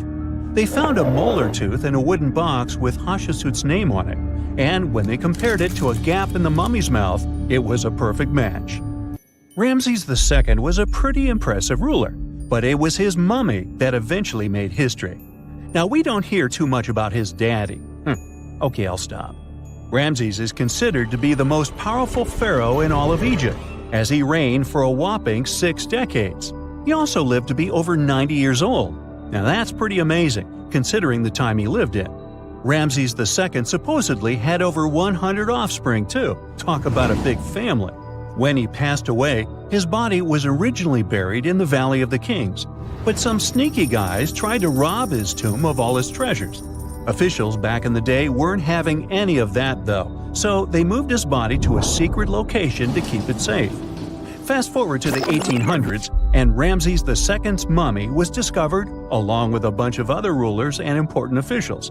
But it wasn't in the best condition, so archaeologists flew it to Paris to get it, pampered. Problem was, he couldn't just be transported into another country. The only solution available was to give Ramses II his own passport. His occupation was listed as king, and the document even featured his photo. Most mummies aren't necessarily known for having the most hydrated skin. But that of an ancient woman, also known as Lady Di, proves otherwise. No, not that Lady Di. This wealthy lady from ancient times was discovered in an ornate tomb in 1971, and she looked fabulous, if we can say so about a mummy. Thanks to the special conditions in her tomb, like the moisture in the environment and the lack of oxygen, her body was almost perfectly preserved. Her skin was soft, her hair was on point, and she was still flexible. The museum that now proudly displays her mummy also shows a ton of fancy items that were buried with her, like dinnerware and musical instruments. Archaeologists investigated the mummy further and discovered that she passed away from a heart attack at around 50 years old. Even though it hasn't been around for over 2,000 years, Lady Di is still making history. The mummy of Oetzi the Iceman was discovered in the Alps in 1991. Austrian authorities initially thought he was a modern mountaineer because he was so well preserved. Turns out, he was actually from the Copper Age. He was found in a mountain pass over 10,000 feet above sea level. Through studying his mummy, we've learned so much about life in Copper Age Europe. For example, we know that he was a native of Central Europe and enjoyed eating meat. He also suffered from arthritis, narrowing arteries, and intestinal problems. But he likely used acupuncture and medicinal herbs to treat these conditions. And apparently, he was pretty handy with tools. He sharpened them just days before his untimely demise. Who knows if he was expecting trouble or just getting ready for some routine work. Now, King Tut and his story is most likely the one that made all mummies famous. This pharaoh passed away at the young age of 19, more than 3,000 years ago. But his mummy is still one of the most well-known in the world. When his tomb was opened in 1922, people went wild because it was still intact, unlike many other royal tombs. It had some seriously blinged-out coffins, including one made of solid gold. Not only did Tut's tomb give us a glimpse into ancient Egyptian history, but his mummy also taught us a lot about the time he lived in.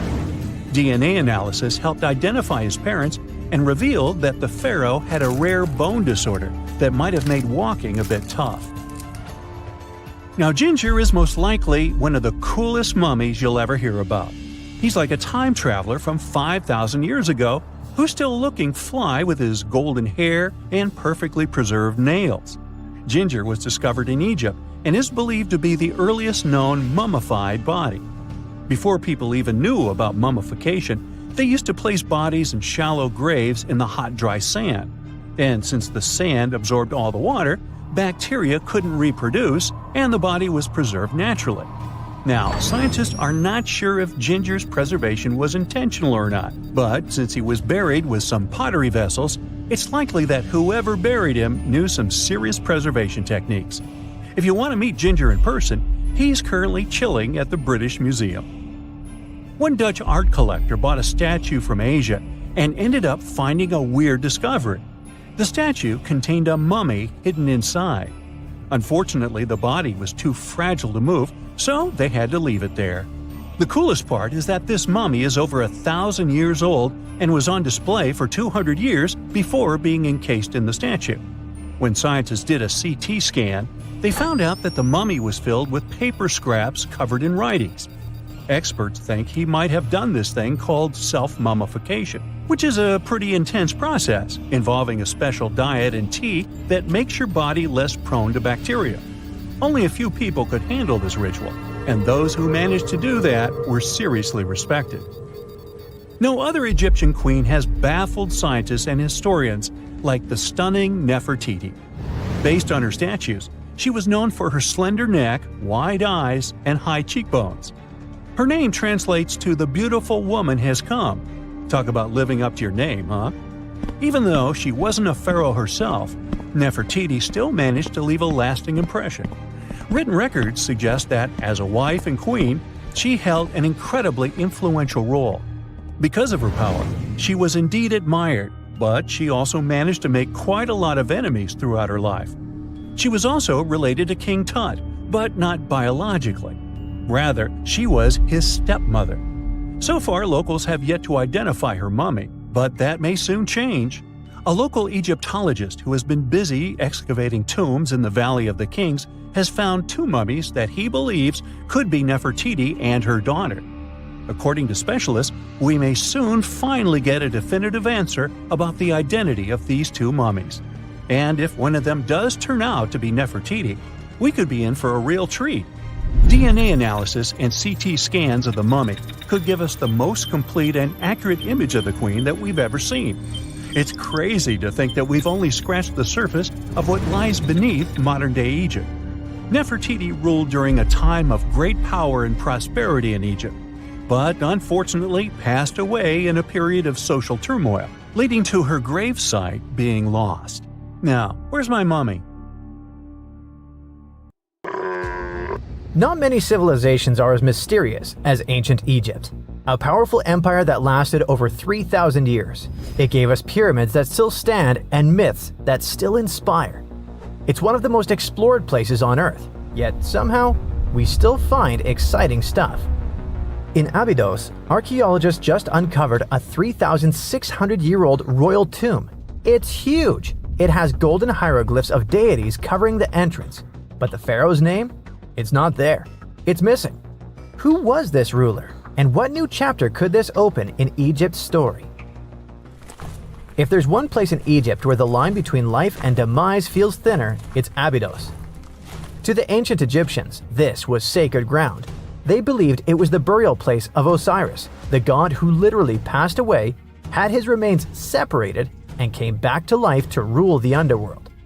Because of that, Abydos became Egypt's spiritual gathering place.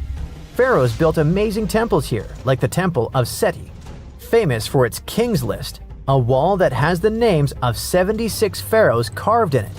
Pilgrims came from across Egypt, leaving offerings and participating in Osiris festivals, where his demise and rebirth were ritually reenacted. It wasn't just symbolic worship, it was Egypt's version of Comic-Con. But instead of cosplaying superheroes, people reenacted gods coming back to life. Obviously, pharaohs competed to be buried as close to Osiris as possible. Abydos became part cemetery, part holy city, part afterlife insurance policy. Fast forward thousands of years, and we still uncover remarkable stuff around Abydos. That's the case with the recently discovered tomb. In early 2025, a joint team of researchers from the US and Egypt decided to dig beneath a rocky rise ominously called Anubis Mountain. You remember Anubis, the jackal-headed deity who guarded cemeteries. The uncovered royal burial was hidden 23 feet below the surface. Sadly, even though it eluded archaeologists for so long, robbers had already taken away with treasures ages ago. They could definitely tell this was a tomb of someone super important. Similar to how you can walk around a mansion with no furniture but still deduce that someone rich must have lived there. The chamber had mud brick vaults rising over 16 feet. That's taller than a female giraffe standing upright. For something built 36 centuries ago, it still felt enormous. However, when you remember that Egyptians were masters of architecture, nothing seems surprising. So no treasures, no golden mask, and sadly, no name. The cartouche that should have spelled the king's identity was unreadable. Egyptian tombs usually bragged about who was inside. In ancient Egypt, a cartouche was basically a big oval name tag for kings wrapped in hieroglyphs. Think of them as VIP passes that worked in both this life and the next. Without it, your soul couldn't check into the afterlife hotel. That's because to the Egyptians, your name, your Ren, wasn't just so your teacher could distinguish you from kids with the same haircut. It was a core part of who you were. As long as your Ren survived, so did you. To have your name forgotten was considered a fate worse than passing away. A soul cannot journey without a name.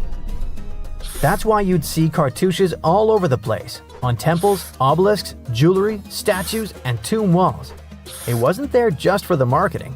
It kept the pharaoh's presence front and center everywhere you looked. Imagine building a massive tomb only for 3,600 years later to walk in and go, who is this guy again? Not cool at all. That's why it's fair to imagine our nameless pharaoh haunting the robbers for all eternity. So yeah, cartouche was considered very significant. One of the most famous and mind-blowing examples comes from the tomb of Thutmose III. His burial chamber and sarcophagus were literally shaped like a cartouche. In other words, the entire room was a living architectural symbol of his name. Thankfully, in the recently discovered tomb, not everything was erased. Painted in golden hues at the entrance were two familiar guardians, deities Isis and Nephthys. Isis was the magician who stitched Osiris back together and breathed life into him. Nephthys, her sister, was the eternal mourner and protector of the mummy. Together, they promised that whoever rested here would not face the afterlife alone, and it's one additional proof of the importance of the mysterious pharaoh.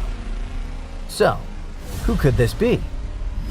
To answer that, we need to go down history lane. This tomb dates back to Egypt's messy chapter called the Second Intermediate Period. Instead of one ruler in charge, the country had many rival kingdoms, each with its own little power base, like a real-life Egyptian version of Game of Thrones.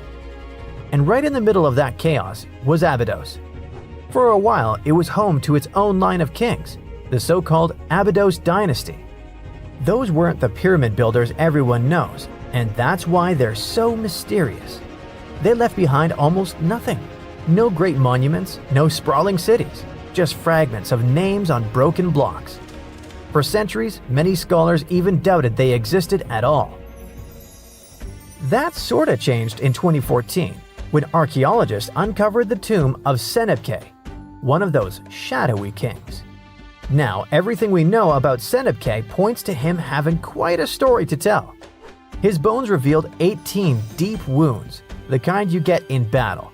He had blows to his skull, back, and hands, and likely lost his life fighting, making him one of the few pharaohs we know who sadly fell in combat.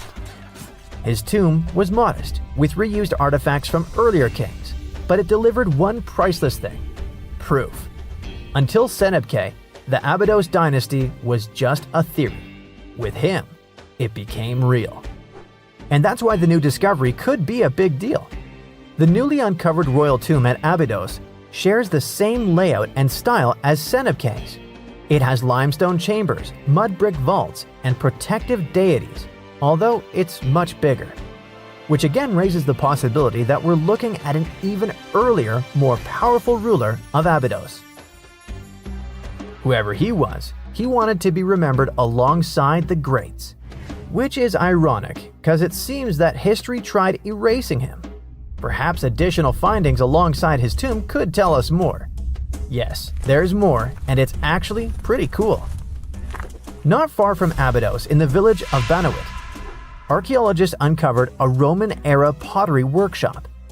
Yeah, you heard that right, a pottery factory close to a pharaoh's burial ground. The site had huge clay kilns, storage rooms, and even broken shards called ostraca. They were basically ancient sticky notes. Except instead of shopping lists, those had receipts scratched onto them in Greek and Demotic Egyptian. Little records of everyday transactions, the kind of thing you'd never expect to find near a lost dynasty king. Honestly, the potters missed a chance. Forget boring receipts, they should have been selling Osiris's mugs and Anubis figurines to pilgrims and tourists. But that's not all.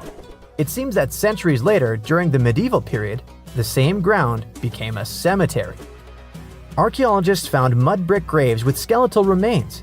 This could mean that Abydos kept its aura of significance for hundreds of years after the Age of Pharaohs. So why this hill again and again? Is this place really a getaway to the afterlife? It is, after all, the very place where Osiris is said to rest. That belief lingered like a shadow for thousands of years, strong enough to pull in pharaohs and later medieval families. Different rituals, same sacred ground. Although, to be fair, the Romans weren't here for Osiris. They came to make pots. The story of Abydos is not over. The excavations will continue, and who knows what else could be discovered in the future. Today, archaeologists are armed with tools that are basically X-ray glasses for the desert. Every scan could reveal a hidden chamber, or if we're lucky, finally give our nameless pharaoh his wren back to him. In fact, I became strangely invested in finding out who he was. So let's hope for some news soon. It's only a matter of time. Do you have your own theories? Let me know.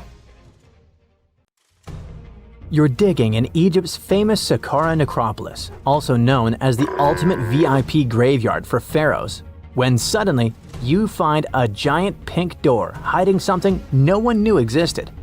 Behind this giant stone door, one that wasn't supposed to open, by the way, you find a lost tomb of Egyptian royalty. Alright, history lovers, it's time to buckle up because archaeologists just pulled off something straight out of an Indiana Jones movie.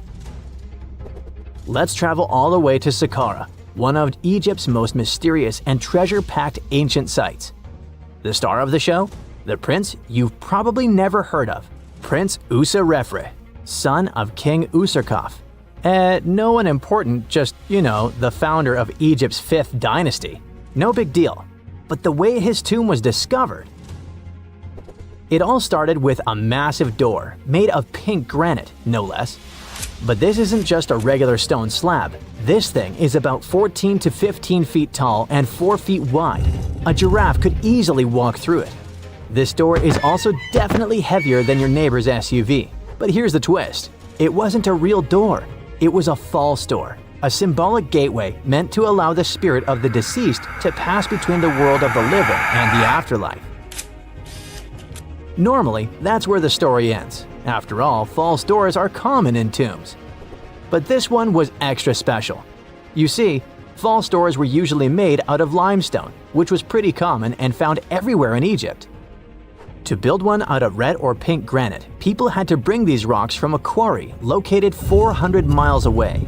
And you can bet this wasn't a cheap trip. According to Egyptologists, this is the first time a false door of this size and material has ever been found in Egypt, making it a totally unique piece of architecture. Aside from being super expensive, this one had a surprise behind it too. When the team of researchers investigated further, they realized that this false door actually hid a real entrance. And what did it lead to? A hidden tomb packed with statues, relics, and secrets from over 4,000 years ago. The tomb belonged to Prince Userefre, but you can call him Wasar Efra, or Wasar Efra too. Despite being totally erased from history, this fella was no minor noble. The hieroglyphs on the pink granite door listed him as the hereditary prince, governor of Buto and Nekeb, royal scribe, minister, judge, and priest of chance. Phew! He was like the ancient Egyptian version of Daenerys Targaryen. These inscriptions not only identify his political and religious roles, but also suggest he held significant power in Lower and Upper Egypt, bridging both regions through his titles. One title in particular, the Priest of Sekher, links him to the deity of the necropolis, the one with the falcon head. This god was the patron of the living and god of the dead at the same time.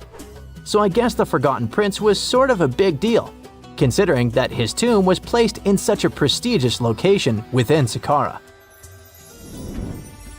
What's even more mysterious is that Prince Userefre doesn't appear in official king lists or royal family trees, which makes us wonder if he passed away before he could rule, or if his legacy was deliberately erased in one of ancient Egypt's classic political dramas. Some scholars now believe his erasure might be connected with shifting religious or political power struggles during the early 5th dynasty, especially as his father Usarkaf was reshaping Egypt's religious order. And speaking of his father, King Usarkaf was a total game changer. He wasn't just the founder of the 5th dynasty, he also kicked off a religious revolution by promoting the sun god Ra over older deities. That's right, Usarkaf built the very first sun temple at Abu Sir, setting off a dynasty-wide obsession with solar worship. After Usarkaf wrapped up his short but revolutionary reign, a whole lineup of pharaohs took the stage. Sahure, Neferirkare, Nusere Ini, basically the boy band of the 5th dynasty. And these guys were all about two things: building pyramids and making money. They weren't just stacking stones, they were expanding Egypt's influence, opening up trade routes to far-off lands and blinging out their temples like it was nobody's business. Back in the tomb, things got even cooler. There was a beautiful red granite offering table covered with inscriptions detailing ritual foods, like an eternal menu for the afterlife, because they believed the deceased could magically eat this food. Fun fact, it was the funerary priests and their families that actually ate the food. There were also pottery shards, amulets, and painted walls, but the real showstoppers were the statues. And this is exactly where things get weird, in a good way. The team found statues of King Djoser, the guy who built Egypt's first pyramid, his wife, and their 10 daughters, inside Prince Userefre's tomb. Hold up, Djoser lived a few centuries before Usarkaf, so what were his statues doing there? Turns out, scientists don't really know. These statues were built during the reign of King Djoser himself and probably belonged to that first ever built pyramid. Experts believe these statues were probably relocated during the 26th dynasty, thousands of years after Djoser, maybe to protect them from destruction, or maybe because they were still venerated. Basically, ancient Egyptians were hoarders, but classy ones. Scientists also know for a fact that some engravings and statues found there were made way later, which means that this tomb probably turned into a deposit for fancy stuff. Or maybe this was just really ancient interior decorating. Anyway, that wasn't all. There was another pink granite entrance on the eastern side of the tomb, with inscriptions linking back to King Nefertiti, another 5th dynasty pharaoh who also tried to build his own pyramid, but failed. And near this second entrance, archaeologists found something never seen before in Saqqara: a set of 13 pink granite statues, all sitting in a row on a high-backed bench, like they were waiting at the DMV of the afterlife. Some had elevated heads, probably representing the prince's wives, while others were missing their heads entirely. One black granite statue was found upside down. Maybe it had taken a tumble sometime during the tomb's long, quiet centuries underground. According to archaeologists, the positioning and head shapes suggest that these statues followed a strict social hierarchy, with the central figures likely representing higher status individuals, while the headless ones might indicate unfinished work or later vandalism. And speaking of black granite statues, another one was found standing proudly inside the tomb. Based on its design and inscriptions, it looks like it was placed there during the 26th dynasty, the same time those Djoser statues were probably moved in. This suggests the tomb didn't just sit abandoned, it was reused, adapted, and maybe even honored by later generations. And by the way, black granite was associated with Osiris, the god of the underworld, during the late period, which means that this statue's presence is a clue that the tomb was a ritual space long after the prince's death.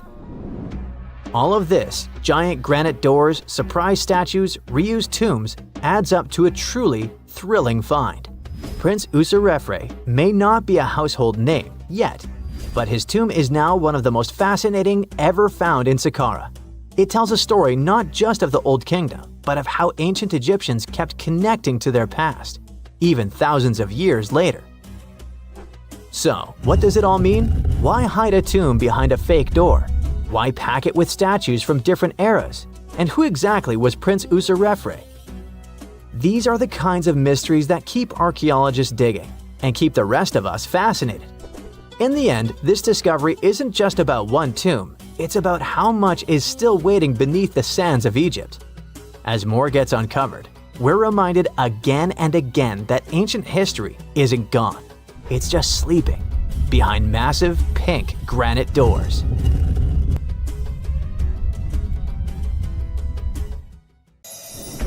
Have you ever visited a famous monument and thought, alright, this is boring? While you were up on the Eiffel Tower yawning at the view, another landmark in Paris was pulling off the ultimate plot twist. Hidden in plain sight at Place de la Concorde stands a 3,300-year-old Egyptian obelisk that's been keeping juicy secrets from Pharaoh Ramses II himself. That's right. Ancient secret messages carved in stone have been right under our noses this whole time. Nope, this isn't the next National Treasure movie. This is real life, and it took a real-life Indiana Jones to crack the code. So, let's set the stage. You've probably seen this block of stone before, right?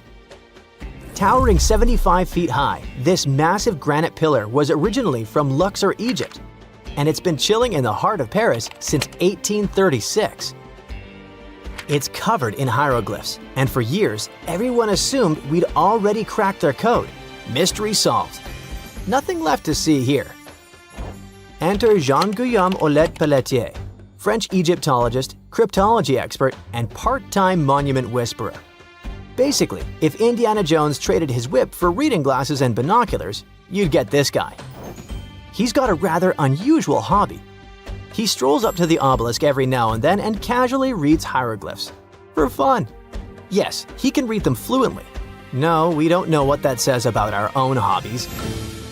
Until 2021, Experts believe that the inscriptions on the obelisk mainly praise the gods Amun or Amun-Ra, if you're on friendly terms, and Horus, you know, the falcon-headed sky god with those super famous parents Osiris and Isis. But during one of his casual reading sessions, Oleg Pelletier noticed something odd.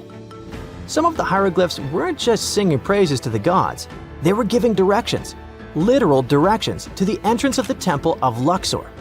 But wait, it gets even better with a little backstory. Obelisks like this weren't just pretty lawn decorations. They were usually placed at the entrances of major temples, like the Temple of Luxor, where this one originally stood. They symbolized the sun god Ra and were meant to represent a ray of sunlight frozen in stone. Basically, they were giant sacred exclamation points showing off the pharaoh's divine connection and power. Ramses II had 2 of them set up at Luxor's entrance to honor the gods and, of course, to brag about himself. This one got shipped off to France in the 1830s as a gift from the ruler of Egypt, Muhammad Ali. No, not the boxer. And it's been waiting for someone to take a closer look at it. Moving the obelisk to Paris was no small feat. It weighed over 220 tons and had to be transported on a ship built especially for it, called the Luxor. How original. The whole transportation cost the modern equivalent to $19 million. Interestingly, its twin obelisk still stands in Luxor, which means that researchers can compare both structures to see if the story really matches. This pairing of obelisks was intentional, meant to guide the eye and the spirit towards sacred space.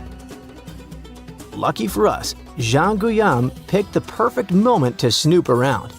The obelisk was undergoing restoration for the upcoming Olympic Games. Scaffolding was up, giving him rare access to the tippy top of the monument. Armed with binoculars and a ladder, he got eye level with parts of the pillar that most of us can only squint at from street level. And that's when he uncovered the real twist. Turns out, ancient Egyptians didn't just chisel random symbols into stone. They had something way cooler up their sleeves: crypto-hieroglyphs. Those were specialized, coded forms of writing used for sacred or elite messages. Basically, ancient VIP-only emojis. While your average temple priest could read standard hieroglyphs, crypto-hieroglyphs were reserved for the pharaoh's inner circle. Today, only 6 people on Earth can read them fluently. And wouldn't you know it, our French friend is one of them. Of course he is. Now, here's where things get wild. Normally, hieroglyphs written on monuments like the obelisk are read top to bottom, right to left. Simple enough. But Jean Guillaume decided to break the rules and read them horizontally instead of vertically. That's when he started spotting weird patterns, phrases, and symbols that had been hiding in plain sight for nearly 200 years. Some of these messages were so cleverly hidden, and you could only understand them if you walked around the obelisk in a certain way. He calls it 3D cryptography. That's right, the obelisk itself is like one giant ancient Rubik's Cube. Depending on the angle you read from, the message could change entirely. Yes, ancient Egypt invented something like the lenticular effect long before Pokemon cards made it cool. Okay, so what in the world does the message say now? Glad you asked. These aren't just random notes from the past. They're political gold. One inscription praises Ramses II as a divine figure who could not be dethroned. Another says the king made offerings to the god Amun, which wasn't just him being nice. This was a big political move. Back then, religion and power were totally intertwined, so showing off your divine connection was like launching a PR campaign, except instead of tweets, they used 200-ton stone monuments.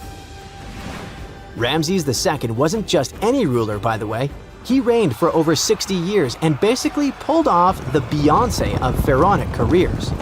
He won battles, or at least said he did, built cities, temples, and statues of himself all over Egypt, and declared himself a living god. When he ordered these obelisks, he wasn't just creating monuments. he was launching ancient propaganda flyers at priests, nobles, and visiting dignitaries. In fact, Ramses II was so good at self-promotion, he may as well be the original king of rebranding. He claimed victory at the Battle of Kadesh, even though it ended in a stalemate and they had the victory carved into walls and monuments across Egypt.